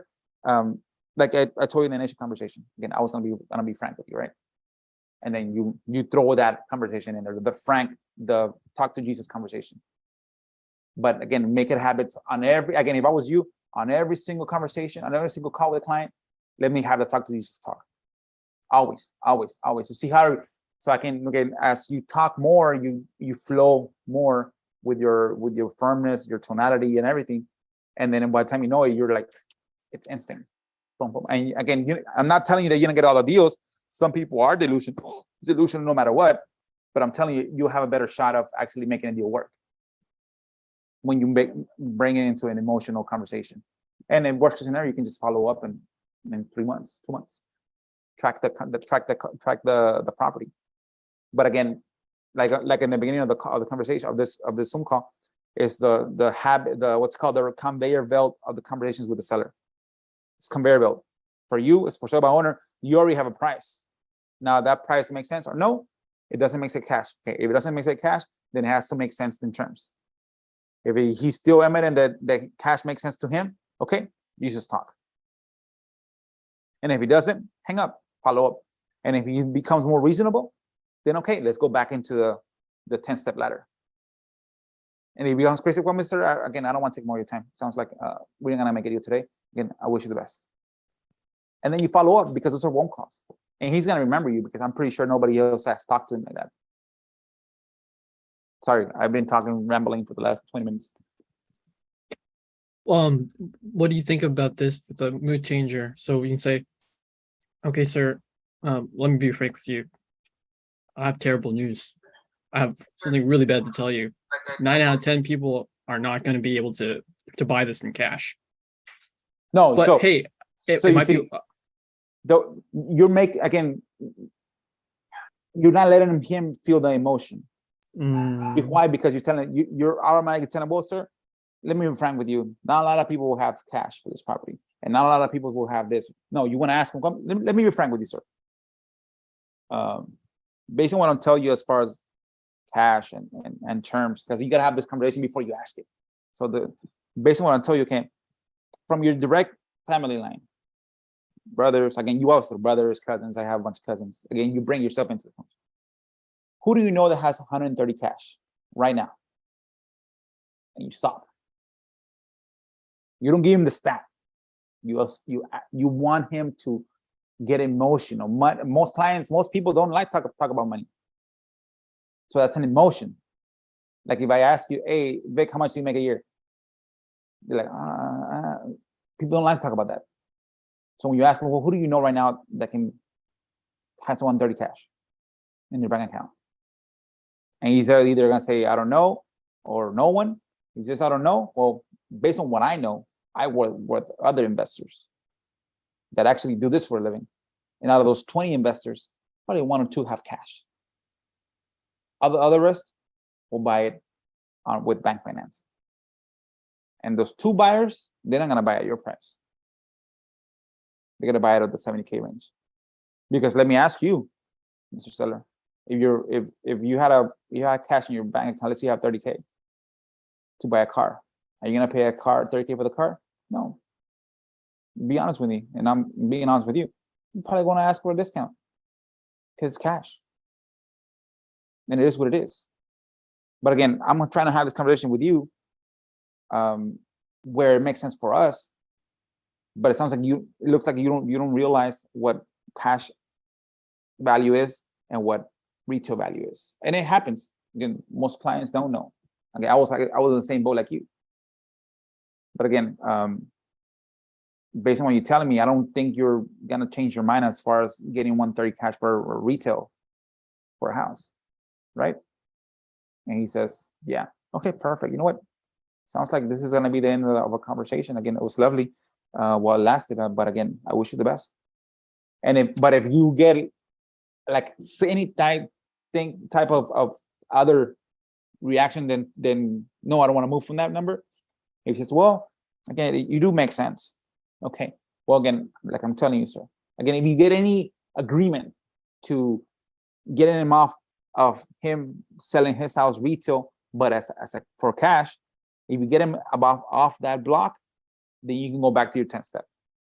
If he's adamant, no, I still want the 130, but again, don't give the seller an easy way out from the emotion.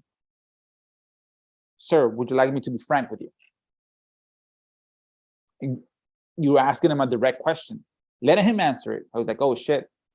It's like the conversation, I don't know if you're in a relationship, when your girlfriend says, I need to talk to you. Like, oh shit. It doesn't say, let me talk to you about this. Oh, the car. Oh shit. Yeah. My emotions are like, oh, you got me crazy. And then he told me, like, he's saying, hey, I need to talk to you. And then automatically says, well, I had an issue with the car. Oh, that emotion goes away right away. How? But he says, hey, Vic, I need to talk to you. You're like, oh shit, what did I do? What did I do? Your emotions are like, oh shit, did I fuck up over here? Same thing with the client. Can I be frank with you, sir? And you let him react to you. Because he's gonna have to think, oh shit, I fucked up or I did something wrong. He's like, yeah, definitely can be frank with me. Okay. And then you go and book into negotiation. Who do you know right now that has 130 cash in their bank account for a house? And then you wait. It's like, no one. Yeah, I work with 20 investors. And out of those 20 investors, probably one or two have that much money or more in their bank account. But the difference between that is that those people that do have that money in the bank account, they're not gonna pay retail for a house. And that's you wouldn't pay retail for a car that's worth 30 if you have 20K cash. You go in with a 20K offer. Unless you're lying to me, which I don't think that's the type of mentality that you have based on what you talk to me. Unless you're lying to me, but I don't think then you throw in that, but I don't think you're a liar. Are you? Like, no, okay. So I'm trying just to make sense of what you're trying to tell me, sir, that you want 130 retail cash. And I'm showing you that that's not how the transactions work. And I don't think we're coming in the same to an agreement that this is how real estate works. And it happens. We don't buy every single property that we do look at. Because sometimes we get to a fork in the road like this, where you still want retail, but you still want cash. And that doesn't make sense. At least not for us, and at least not for my 20 investor friends. And the statistics of the buyers that I have that pay retail, they always use bank finance. But again, if it is what it is, sir, I appreciate you being with you for the last 10 minutes in the call. Again, I wish you the best. If anything changes, let me know. Call me back. That's how. Let him ride the roller coaster of emotions. Can I be frank with you? The emotions are going up. The answer is yes. Okay. Who do you know that has 130K cash? Oh, the emotions go up. No one. Okay. Based on what I know, sir, again, nobody does. Only out of my 20 investors, only 2 of them have them. And then I'm gonna pay cash for a property they can get a discount. Like you, sir. I don't think you're a liar. If you have 30K cash, like a liar, you have 30K cash, you wouldn't pay 50K for a retail car. You probably pay 30, 32, 33 because you have cash, right? It's like, yeah. Or am I lying? It's like, no. Okay, emotion goes up. Okay. It comes in real life that we're in a fork. Again, we don't agree with the property is worth cash. And it happens. We don't buy every single property. We wish we could, but we can't. Sometimes we come like this where a client does not understand. And it's perfectly reasonable. I didn't understand real estate when I first started. I wasn't the brightest student before. But as you learn, like, it's like everything. I know how to tie my shoes. I didn't know it. One day I didn't know. And then one day after the other, doing it, I learned how to do it like that. Reasonable, quickly. But it happens. Again, it sounds you still want 130 cash, right? Yeah. There's no way to get you out of that school. Nope. Okay. Perfect. When you see how the conversation is more intense towards the back end, like, oh shit. And then, okay, sounds like it's not gonna work. And then you hang up. But again, don't give him a way out on the emotion. If you're gonna question him, let him answer. Don't throw stats yet. Remember, can I be frank with you? Let him answer. Who do you know has cash? Let him answer. You give him your stats. Okay, perfect. Now, Mr. Seller, I don't think you're a liar, right? Let him answer. No. Okay. If you wanted to buy a car that's worth 30, but you have cash, are you gonna give him cash? 30K? Even though you have 30K? Like, no, you want a discount, it's cash. And it's perfectly understandable. But it comes down to time, sometimes down the conversation like this, where it doesn't match what we're talking about right now. You're telling me that you do want to get a discount cash, but not for your house. So again, and it happens, sometimes we don't understand why that works or doesn't work, but it is what it is. Again, I was that knowledgeable in real estate before, but now I am. But again, clients sometimes they take a little bit longer. But thank you for the conversation and have a good day. That's the conversation that you gotta have for if you're doing for sale by owners, you're gonna have to have, let's say you do 100 calls a week, 100 talk to Jesus conversations. You have to, and of course the first one might be kind of rough, but towards the last 90 to 100 conversations has to be smooth, hitting the points. And like that, and be frank, you have cash. Try to make sure you lay out the initial conversation, the first 5 minutes, retail, etc., so that he knows once he's getting questioned, why he's getting questioned based on what I'm telling you, etc., etc. Sorry, Vic, go ahead. Yeah, the mood changer thing, and especially the let me be frank with you, let him answer. I mean, who do you know that has 130K cash right now? Let him answer. Let him answer. And then then you can just say, well, honestly, I know 20 people. Yeah, based on what I know. Don't throw that honestly word. It's like trying to don't let the client take your honesty as far as, because it's like, oh, you trust me. Like, no, you don't want to trust me. I know, like, no, like based on what I know. I'm not saying that I'm the most honest person that trusts me. Like based on what I know, I work with 20 investors. Only 2 of those have cash.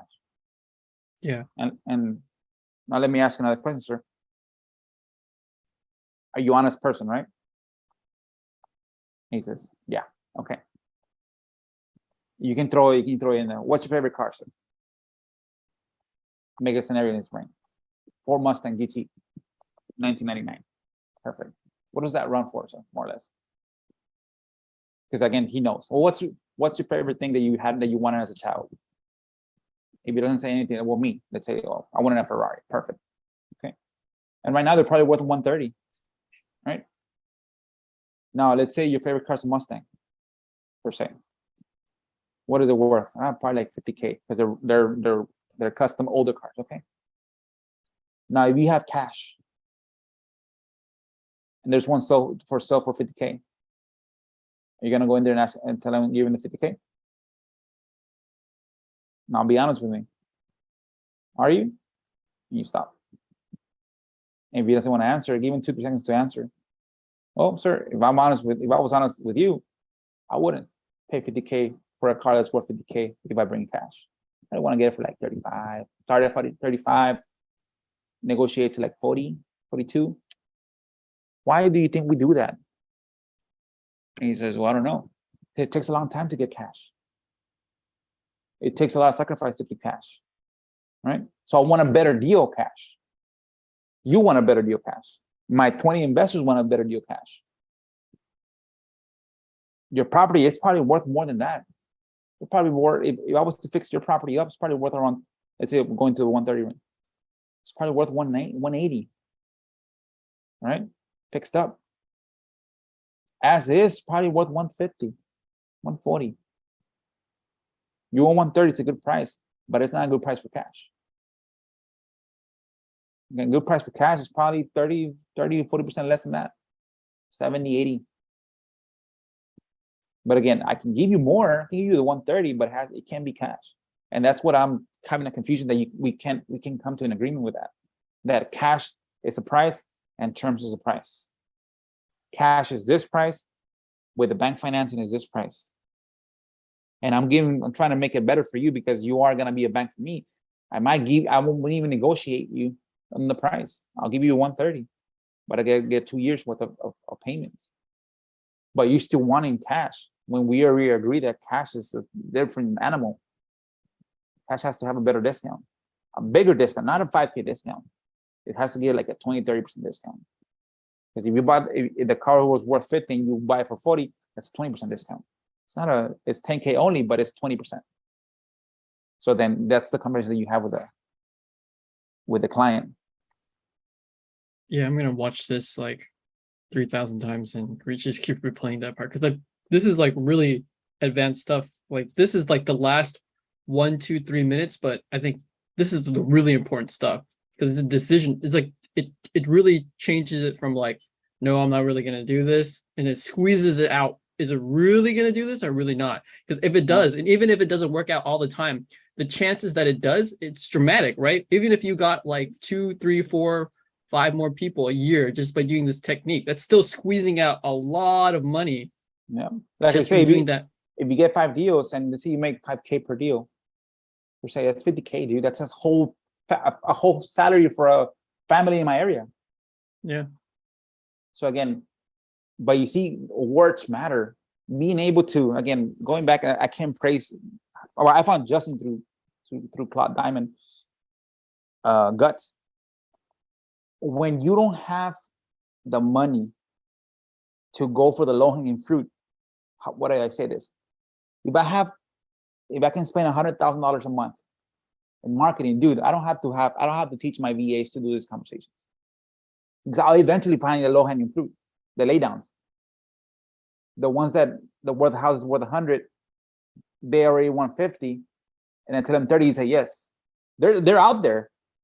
There's the home run deals, but I gotta have a lot of marketing to reach them, to find them. Now, my way of marketing is keep it as low as possible, but make sure that every conversation goes like this. Because I don't have the net money to spend in marketing. My marketing is right now it's $500 a month. Because I don't have my VA, he doesn't on calls. So I was $240 and remember the bandit times I spend them in the beginning of the year. I haven't bought bandit times in the last 8 months. We're in August. But I spread it out usually through that. But my marketing is slow. So whatever conversation that I have, I gotta do pattern interrupts so they can hear me out. Once they hear me out, okay, gotta explain to them what's cash and what's retail. And then if they don't understand that, then I gotta freeze them, stop them on the pattern interrupt, and I'll be honest with you. Now I gotta have the talk to Jesus conversation. And then if it doesn't work out, perfect. But at least I'm already in the boiler room of the heat conversation. Can I be honest with you, sir? Okay. Who do you know has this cash? And then you have those conversations with them. When you're in there, when I go in there and I need an extra 5K discount, well, sir, I feel a little bit misled. Remember, you're in front of the client. It's a little bit misled. It's saying you lied to me, but it's in a nicer way. But you're still telling them I feel a little bit misled. What do you mean, Ace? Yeah, again, based on the pictures, sounds like you took the best pictures. You didn't show me the whole property, and it happens again. Most of my clients do that, but I'm here again. That 80K that I wanted to offer you over the phone, the reason why I'm here is not gonna work. Why? Because of this. Now I still want to buy the property because I drove 20 minutes to go to your house. But based on what I'm telling you, again, that 80 now has to be 70. Does it work for you? He said, yes, perfect. He says, no, I need to be at 80. I need to be at 90, but now I'm giving you 80. Okay. Well, what can you do for me? Again, 80 is not gonna work.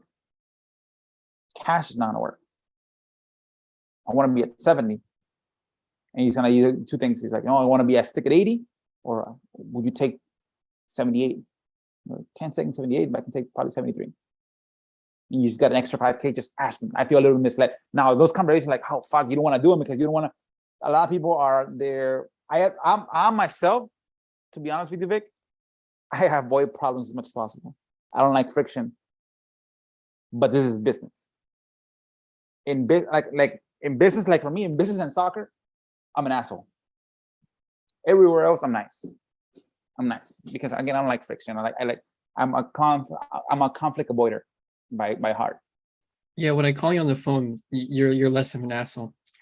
Like when Yeah, we're offline, yeah, you're less of an asshole than when you're yeah, online talking about this. because this is a passion. Like this is, I know for a fact if I can make you an asshole in a conversation, that's gonna give you 10, 20K more, at least for the year, or 10, 20K more per deal. So that's where you compartmentalize. In business and in soccer, I'm an asshole. Everywhere else, I'm just relaxed. I try to avoid, like I tell my mom, don't worry about it. If people have opinions. It is what it is. But when it's business like this, asking the client, I feel a little bit misled. Just when you walk, again, I don't know if you walk properties, if you ever walked the property before, but if you go with the price in mind, and you're like, well, based on what I'm telling you, again, you walk the property like, oh, what's that? Not in the picture. Oh, what's that? Not in the picture. Oh, what's that? Okay. Well, sir, to be honest with you, again, not to be harsh, but I feel a little bit misled. So what do you mean, Ace?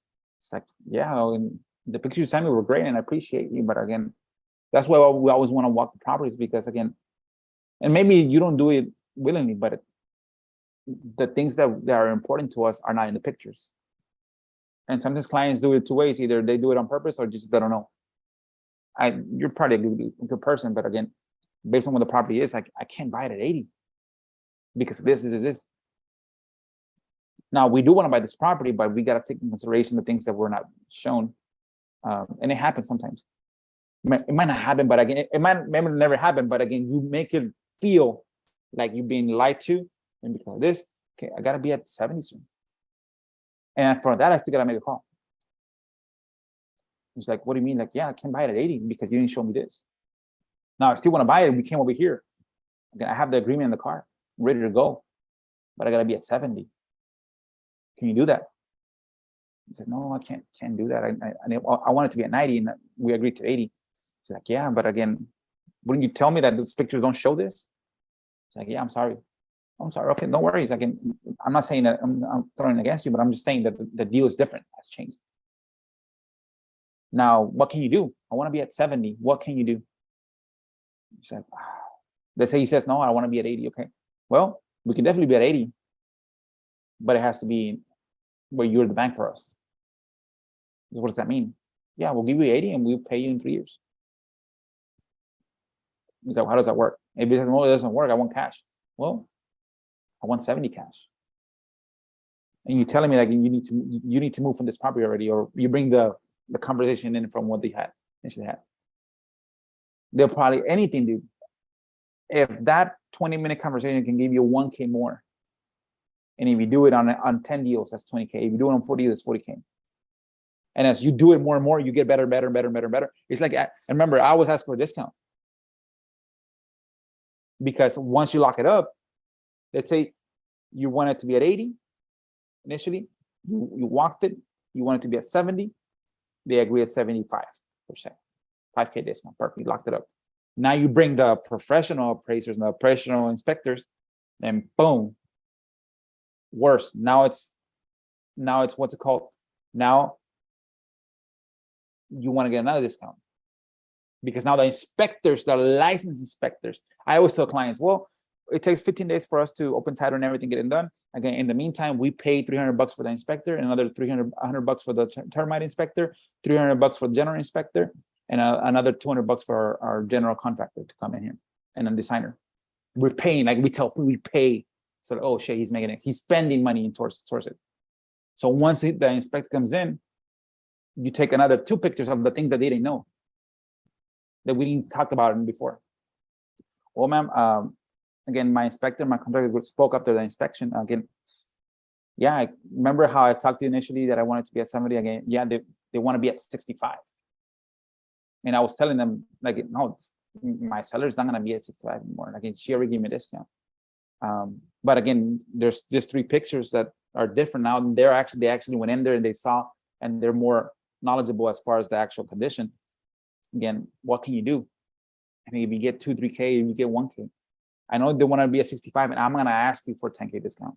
It's not fair to you. I wouldn't do it. But can you help me out a little bit? Again, we're close to the finish line. After this, there's no more inspections. It's just a matter of just proper, just paperwork and closing. What can you do for us? If he says nothing, like if they say nothing because you got a discount, no, can you do 68? Say no. You know what? I can do 73. Perfect. Lock it up. Do a remember. Sorry, but I'll get a text. So yeah, that's how the conversation will go, man. And if you have this talk to Jesus conversation on every, again, I can guarantee you, man, you can make at least 50K with this conversation. So if you just have this 5-10 minute conversation with every single seller, that even if you lock it up, always with the inspections, things change. Once you walk it, things change. But going back to Claude and Justin, you gotta have the guts to ask this question. You gotta have the guts. Let me answer this call. Hold on. This is my name. Hello. Hello, Yes, ma'am. I am calling because there's a sign that says that you buy houses. We do, ma'am. I'm gonna help you. Okay, the houses to be moved or what kind of houses? Anything, again, houses, mobile homes, land. Again, what do you have? A house to be moved. Okay, perfect. Just a moment. It's an old home, it's a frame home, but it's very solid. The roof on that has been replaced already. It's a four bedroom. What city is it in? Mission, Mission. What's the address? Blackhawk, 309 South Blackhawk. Glasscock. Is that south or north of the expressway? Between between expressway and business. Okay, perfect. It's considered Alton, right? I'm sorry? Is it considered Alton or considered Mission. Mission? Okay, perfect. Mission. Okay. You said it's an old house? It's an old frame home. Okay. When was it built, more or less? Oh, it was built, I mean, I lived there, I mean, I grew up there. Oh, wow. We got 55, yeah, but the floors are very solid. I mean, it's a very solid home. I mean, it's the wood you can't find anymore. Oh, no, definitely not. Especially with lumber right now, it's crazy. Very, very, very fixable. It was our family home. We sold the property and trying to get rid of the home. Okay. How much are you guys asking for it? You know what? Let me ask the man because we have somebody in charge and I'm waiting for a phone call. But we'll take whatever offer. Perfect. You And know? am I paying for the move or are you paying for the move? No, we don't pay for the move. Okay, perfect. So do you have pictures by any chance? I don't, but I can get some. Okay, so let's do this.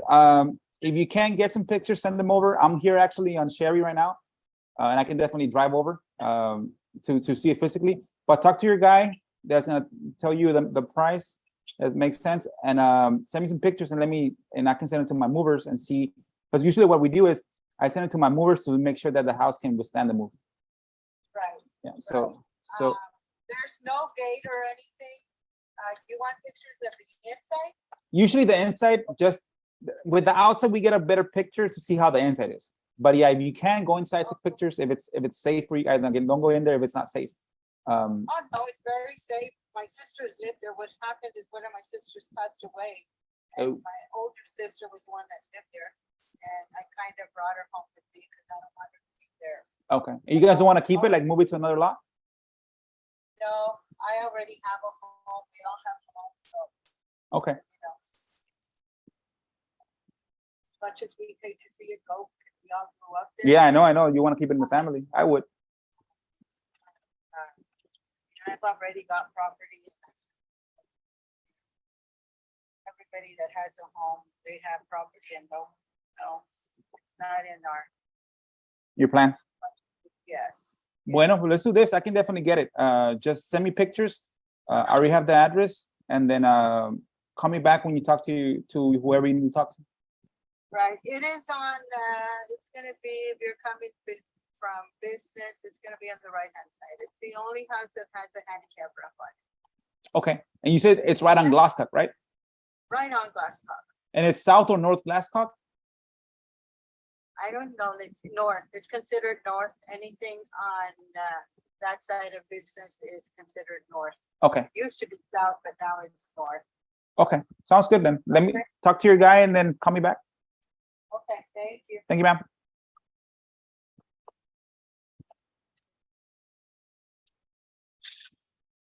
Is that a is that a it's not a mobile home, is it? It's No, what it's a does it say? frame. It's a frame house, basically. It's a house that's some pier and beam. Here in the valley, people don't like those because they can construct. There's a lot of termites in our area. Oh shit. So you see that one. How much do you want? The first thing. Once you told me, okay, why are you selling it? They sold a lot, so they got to move it.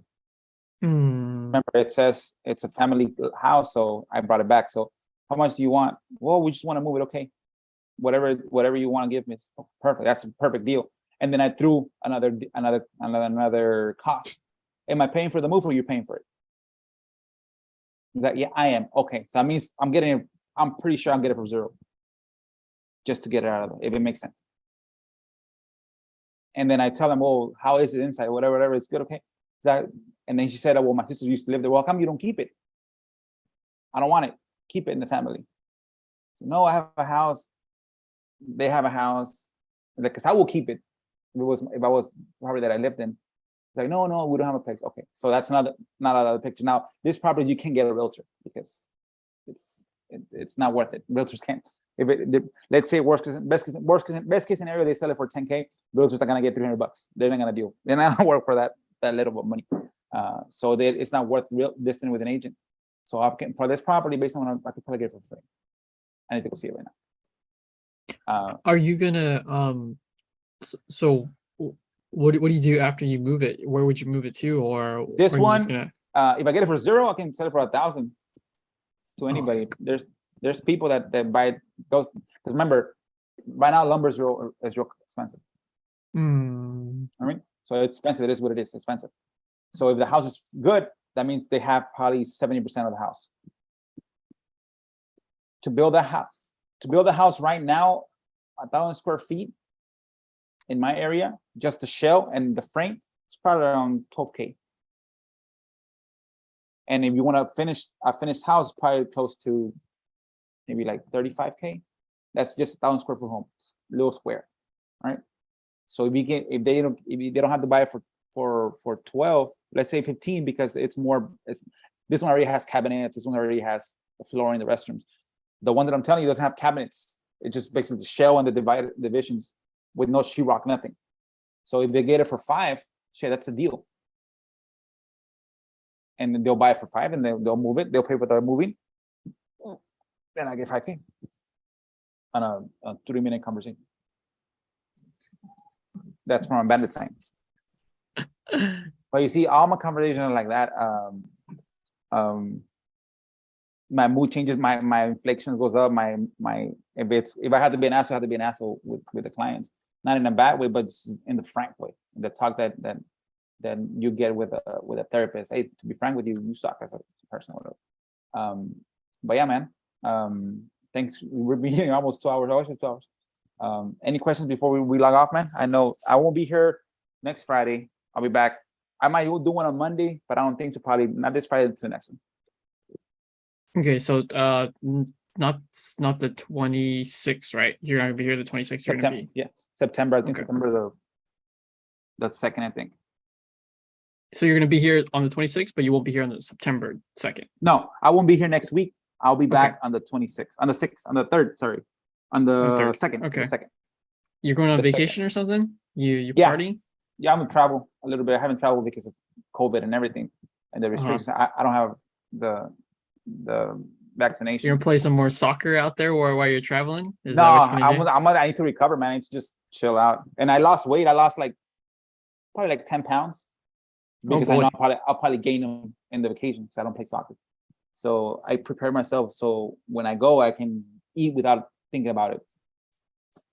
So yeah, so I prepare myself for that in advance. All right. But yeah. So this whole week, I think you said this whole week, you're gonna just train Enrique and you're gonna just fly off. Yeah, hopefully he's gonna be available, and I'll let him I need to take my laptop. I'll put the calls on his his manual actions and just have him dial, and then I'll come back on Monday, Tuesday, or probably when I'm flying, I can get on the hotspot and I'll check whatever he created. And remember, just Tulio, let me give you Tulio before we hang up. Because remember, we're having a what's that sample run with the what's it called? The dial outs using the ringless voicemails. So in the first 2 weeks, let's see,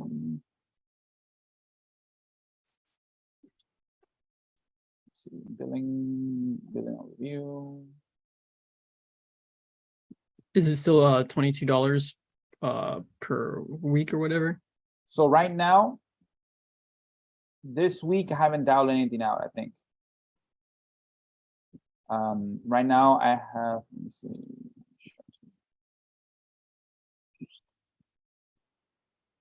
So this week, we're at 141. That's week 3 or when did I start? Today's week what?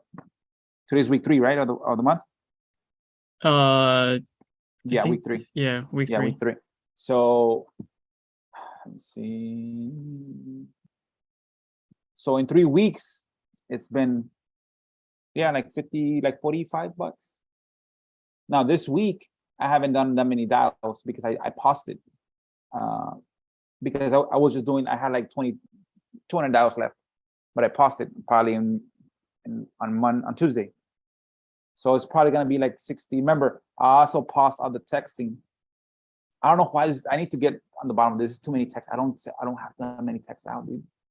I don't know why this is too high. That to me, $51 in text, that's a lot. That's almost what, if it's a penny, close to 50,000 texts. Can you check for this week? See just for this week.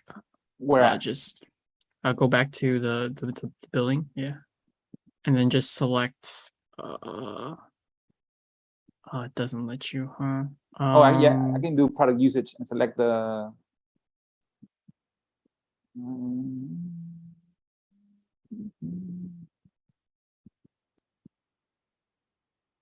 This one. You see, that's not 8,000 texts. If it's telling me how much is the text, bro.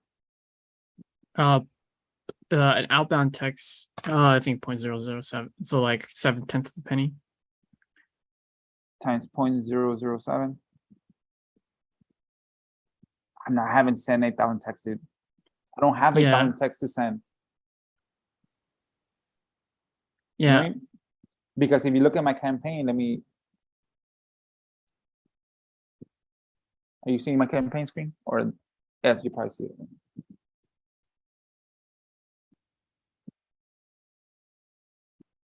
You seen this? Mm-hmm. Okay, here. Look, this is the only campaign that I'm using. And there's 6,000 texts there. So you're telling me that I texted manually 2,000 texts? Oh, that's crazy. I'm not gonna imagine manually me texting the replies and 2,000 replies. Yeah, I don't think that's accurate because you don't really text that much anymore. Nope. Recently. Nope. So, and mind you, this includes the initial from ones that I had, the initial 1,000 that I had there. I mean, I don't know what's going on with this. Let me see.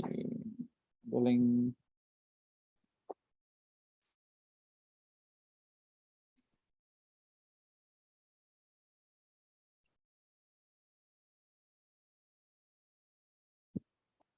oh yeah, you can search the start time and the end date from there. So just search this week because I want to see because this week you didn't send anything at all, so I want to see you.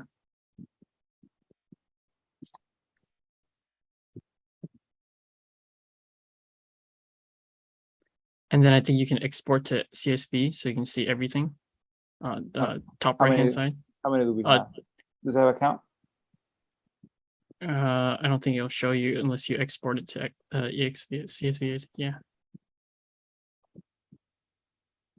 And then it should show you on the left hand side or where you download it. Let me just run this up.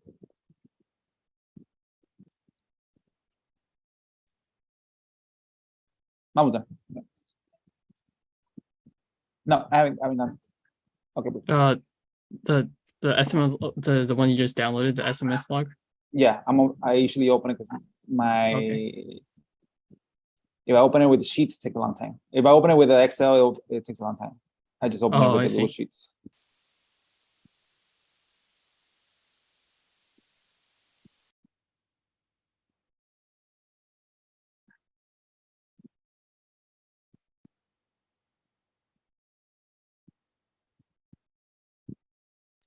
Is that right? Yeah, it looks right. You sent like 500 something texts this week. That's what it Is says. that is that is that That can what you probably, think? yeah, maybe. Let me see. Hold on. Let me do the cost. Because that would mean like the first 2 weeks you sent like 4,500 texts, which is fucking Yeah, I'm ridiculous. gonna do it right now. Watch. Let me see the sum here.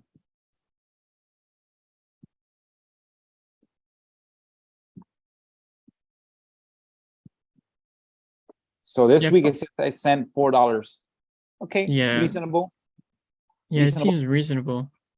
Let me see the first week. The second week. This is when I was filtering.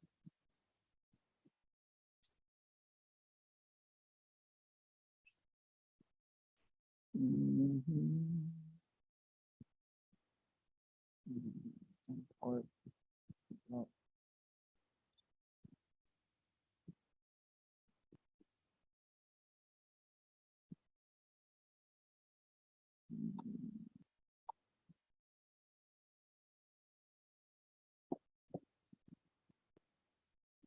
This one. This is week 2. So week 2 says I sent 1,300 texts, right? Some. Which makes more sense. Yeah. But wait. See. But wait, there's more. Oh, I'm gonna give you the price breakdown. So some equals this all the way to the top. $10. So that means that week 1, I spent $45 worth of text. That's what it's turned out to be. Now this. Sorry guys, if you're still watching this, we're trying to see how I'm getting scammed. Filter. Export CSV. Import.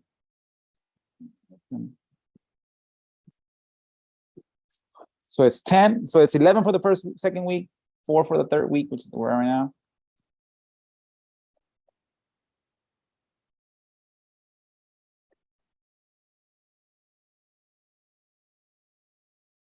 Come on. You can do it.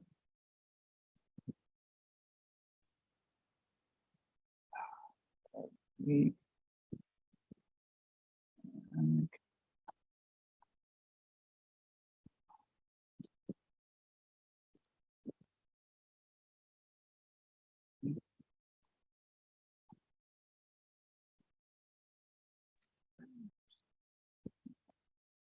This is the first week, right? Yep. How many texts did I send?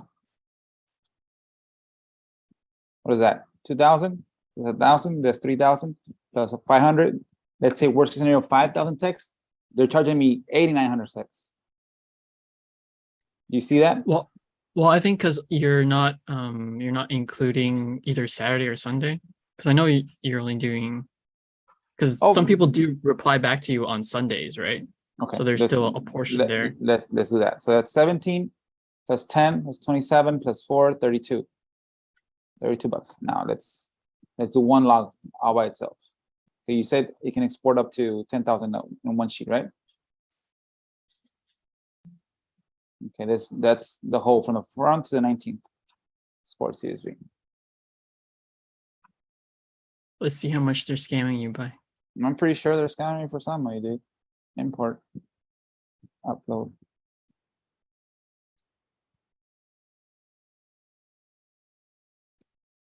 This one has to be at least 8,900 text. New sheet. Import.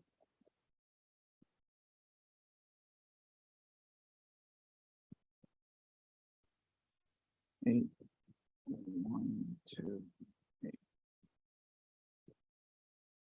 Okay. Ta-da-da. What does that say?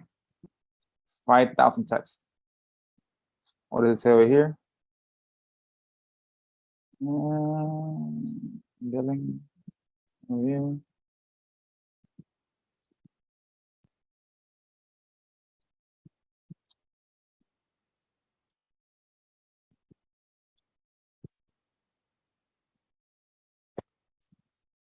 What is it here? Quantity, 89.69. Total, 51.37. Sum of this. 41. And I want what? And 51. $10 worth more than text. The text they're saying that I texted.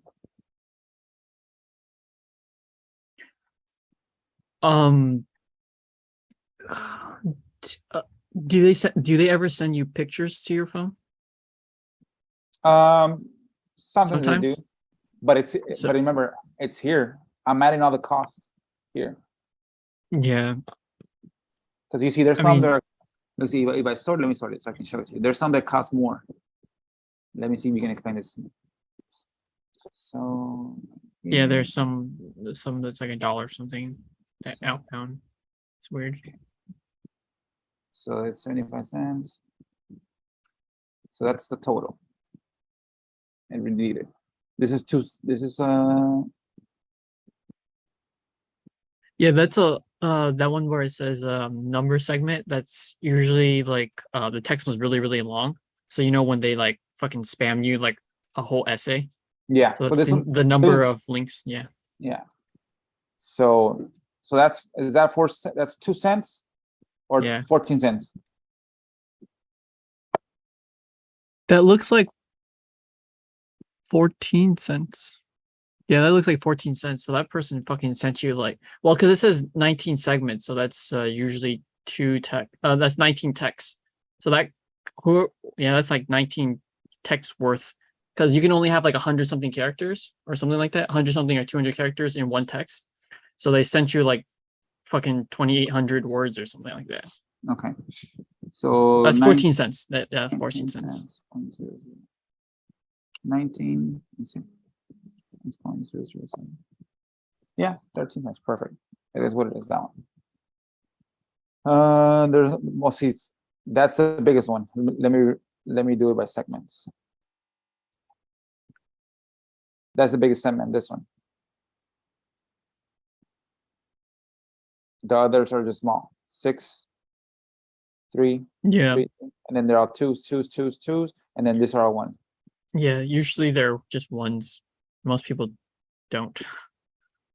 So then why is it here if I'm counting out? This was the issue that I had with all these people, man, that when I talked to them, I was giving them this math. And they never replied to me, man. They just kept on, they're like, fuck it. But see, there's $10 there. Yeah, it's 41. But I think yeah, you probably have to talk to them again or something like that. But what we do know is the first week was pretty expensive, and then you fixed it, right? So yeah, because I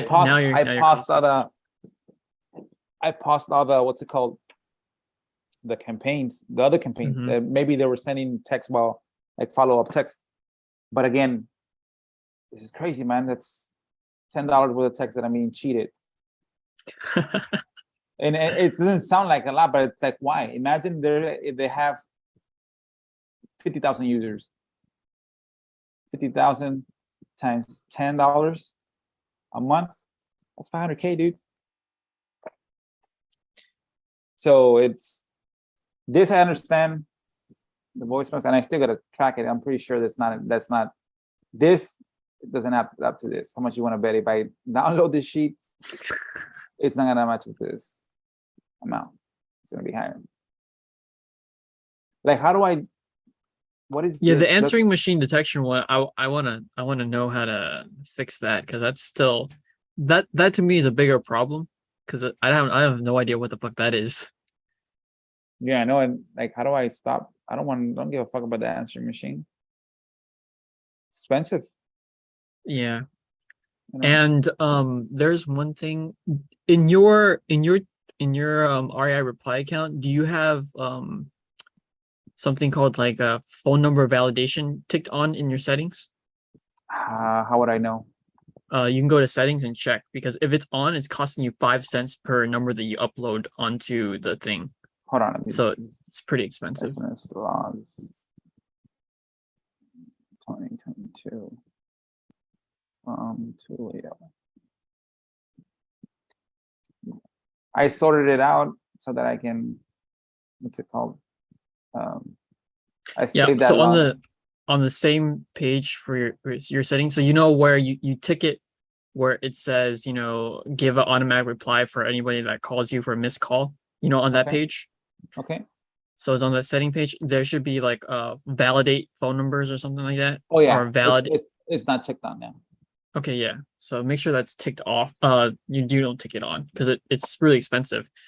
Basically, if you ticked it on, which you never should, it'll cost you 5 cents per number validation. So let's say you upload a list of $100, it'll cost you $5 for that list or something like that.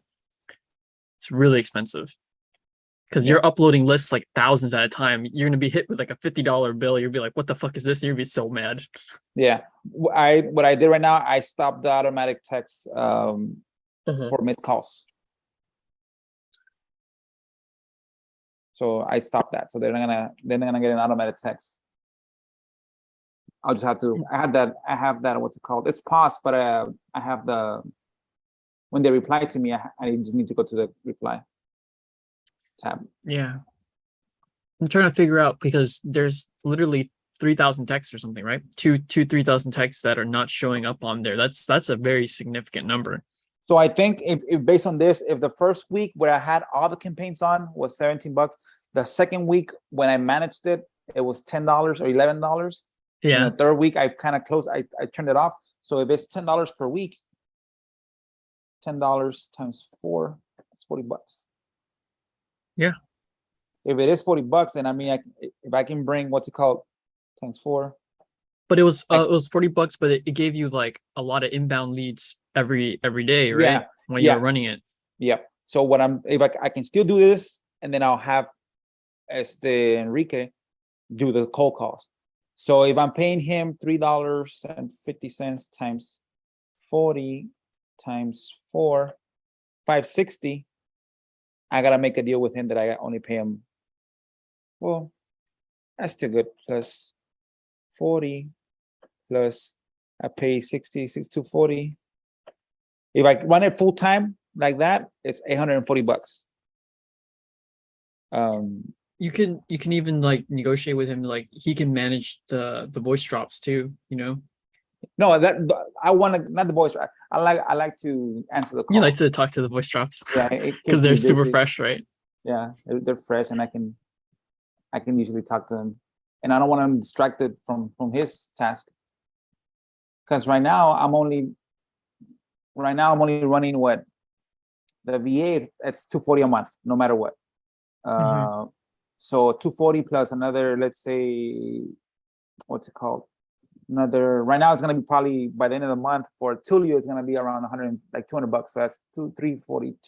It's gonna be 440 that I'm running my business with. Everything else is free. So the voice drops cost you $40 a month if you manage it correctly, right? Yes, it should manage, and that's 300 voice drops. Because again, let's reverse engineer it. So it's gonna be 300 voicemails. What's the cost of a voicemail? Like almost 2 cents. It's like 1.7 cents or something like that. 7 equals. It's 5. No, then it's wrong. Then let's see. Hold on. Because if it Yeah, costs because you were me, just, it was only $10 a week for just the text messaging. I don't think you were yeah, there we go. factoring Sorry. in. Yeah, there we go. So it's $10.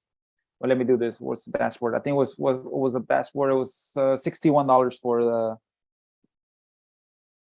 the text. So let's say, yeah, so it's gonna be probably around $13 a day.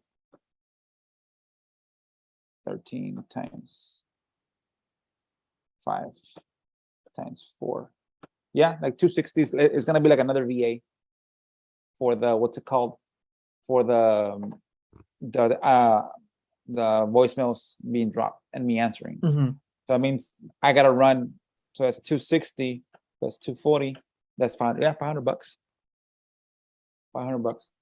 Yeah, that's not bad because that's generally the cost of one VA in general. Like most people are paying $400 or $500 for one VA. Yep. So you got two VAs for the price of one, and you get a Price of bunch one. of leads. And then the other running cost is the $49 for the REI. I need to cancel I have it's already paid for the year. The what's it called? The signatures, e-signatures. I do pay $10 for emails, which I shouldn't, because I don't even use it. What else? Yeah, nobody really cares about your business email, unfortunately. Yeah. No one gives a shit. What's it called? So yeah, I need to remove that. Again, just manage it better. And it's not that I want. It's just it's fun minimizing costs and getting the same or more bang for it. Like right now, constant contact is $10. Our reply is a fixed $49. So it's only two. The only fixed ones that I have is my VA. But aside from that software, it's constant contact and what's it called?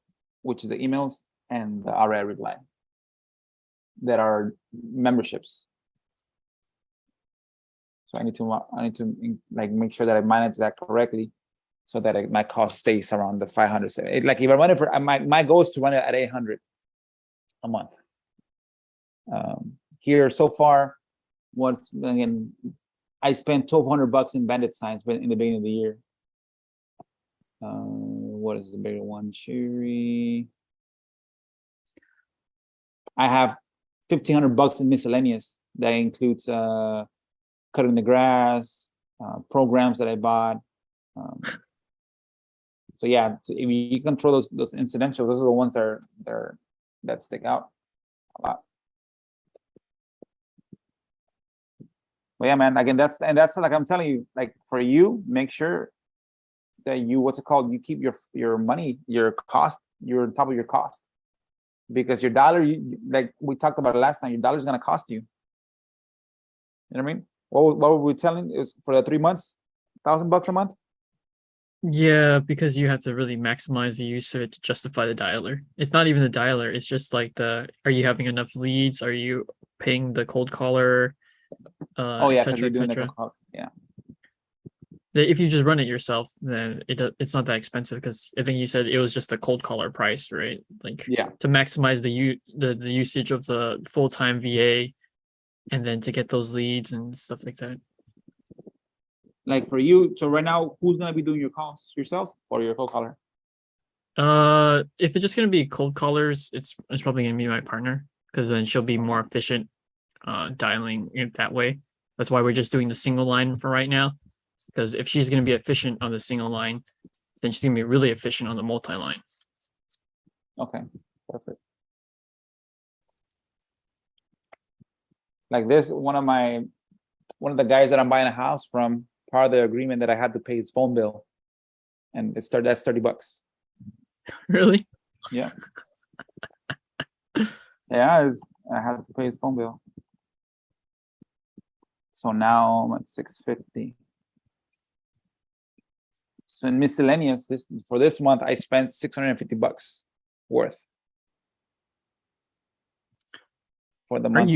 Are you ramping up your data? Because I saw you open up the skip tracing thing. Are you planning on doing? No, I haven't doing closed it. It's been open since forever. Yeah, since you told me. No, the only like this this week and miscellaneous costs, I've only had those where I paid his phone and another money that I sent him. So that's only my miscellaneous. Last month was I bought a couple of programs for myself for improvement, and then I had they cut the grass for 250, and then again I paid this guy, paid this guy, paid this guy. I cut the grass for 60. No, I bought some blocks for that property at $66, and then I paid this guy, I paid this guy, and then I paid somebody $100 to clean it, and I paid $200 the guy to go pick up the trash, and then right now I just paid him, and then I paid the phone. That was last month, and this month so far it's only been the phone and paying that guy. So and right now I gotta deposit money to his account because I'm leaving. I won't have access to it on the road. I don't want to think about it. So I'm gonna give him more money today so that he has it in his commissary. He's in jail. So you're not going to run the voice drop campaign this week because you're No, gonna be gone. it's been paused since since Tuesday of last week. Oh, So no, since Tuesday of this week. Sorry, this week I paused it. Let's see. So there you go. And then I can send him a little message here. He's in jail. he's still in jail? Enrique's still in jail? Yeah. No. There's another guy. Oh, you have so many people you know in jail. It's hard to Yeah. keep track. I have bad company. Should rename your company. We help you if you're in jail. Yeah. Call us. Yeah, pretty much, right? So there you go. I already paid that guy. So now I keep my running costs in the sheet so that I can track it. So now, so far for the month, in 78 plus 24, $102 worth of miscellaneous. And again, if you don't track it, again, I had a friend of mine that what's it called, investor friend of mine, that he was making a lot of money, but like you gotta track your expenses. Like if you don't track your expenses, you might be overspending what you think you're making, and it doesn't make sense to. So again, and mine's simple. It's just an Excel sheet, Yeah. and I've had it since I mean, 2020. yeah. I think it's some people might think like, oh, it's irrelevant. You know, if you're making like, 5 figures, why you were like paying attention to like the 3 or 4 figure expenses, it matters. And also it says a lot about your system, right? Like there's so much inefficiency in your system. What else in your system are you not like thinking about about tracking? Because there's those little things that add up, if you're paying attention to the small things. Yeah. Yeah, it's been updated. It's an Excel sheet. It's closed. I already paid this guy. Now I gotta go look at this property. It's by my property, my house. I just gotta go look at it. But yeah, man, like that. Again, for you, for this week of you doing this calls, make sure, you know what, like I said, go back to the video and have that like for every, if they say no, then let's have that conversation. Bring up that pain and bring frank conversation. Again, I have my phone. I'll have a hotspot over there. If you want to text me, just text me. I should be able to have internet. If not, text me through Facebook, and I'll be able to answer it. In case you have anything, you have a lead or anything you want to talk about. I'll be texting you. Be like, hey, did you eat your lobster this week? Shit, I'm gonna stuff myself. That's like I tell people that I know. Here I'm real conservative. Like I try to, again, I pay this girl $2,000 a year for meals for the whole year. Really? Which is not bad. It's like $4. That's not bad. Yeah. $4 a meal, and I get 2 meals a day. So I paid her, so that meal's out of the picture. I don't have to worry about it going out. I eat like 80% good the whole year and 20% bad. What does she cook you? Is it just like Mexican food, or is it just no, it's not. I wish it was Mexican food. I love Mexican food. Like is it a paleo diet, like a specific diet? It's just healthy diet in general. Like, let me show you the meals.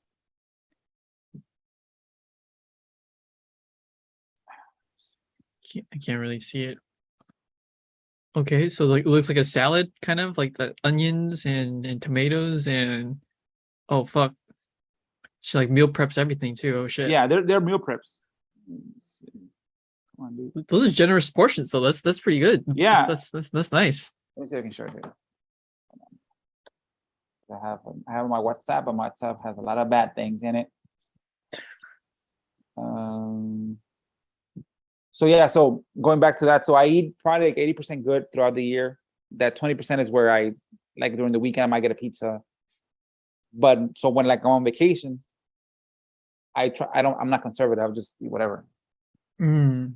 You know what I mean? Because I'm gonna have to enjoy it because I don't travel that often. So I don't care. But I like to tell you, I lost 10 pounds so that I can eat those 10 pounds, and my body by itself burns like almost like 1,800 calories just sleeping. Uh-huh. I have my thing refocused. And yeah, so the rest of so I lost 10 pounds so that I can eat 10 pounds worth of food and not be thinking about it. Oh shit, you're on vacation, so you shouldn't care about anything. Yeah, But yeah, man. my guy, again, do that. Look at the video again. I know, man, we're making a habit of going over. We're going to be on almost 3 hours already. But I hope you guys like the content as far as breaking it down, just breaking down things. Again, my motto, like Vic knows already, is low cost, bigger bang for your buck, and try to make sure you squeeze the best part of your business as much as possible. Aside from that, again, everybody have a nice week. Have a nice weekend, Vic. Again, enjoy the week. Hopefully you get good deals, and we'll talk when we come back in 2 weeks. Hopefully in 2 weeks you got something in the books. Oh, definitely. We already have stuff. We already got contracts. So No, but like coming up. Coming up, more stuff with your new technique. Definitely. From the techniques from this 2 weeks. But yeah, man, stay safe. right. If you need anything, text me. Again, you guys enjoy the weekend, enjoy the week. I'm out. See you guys later.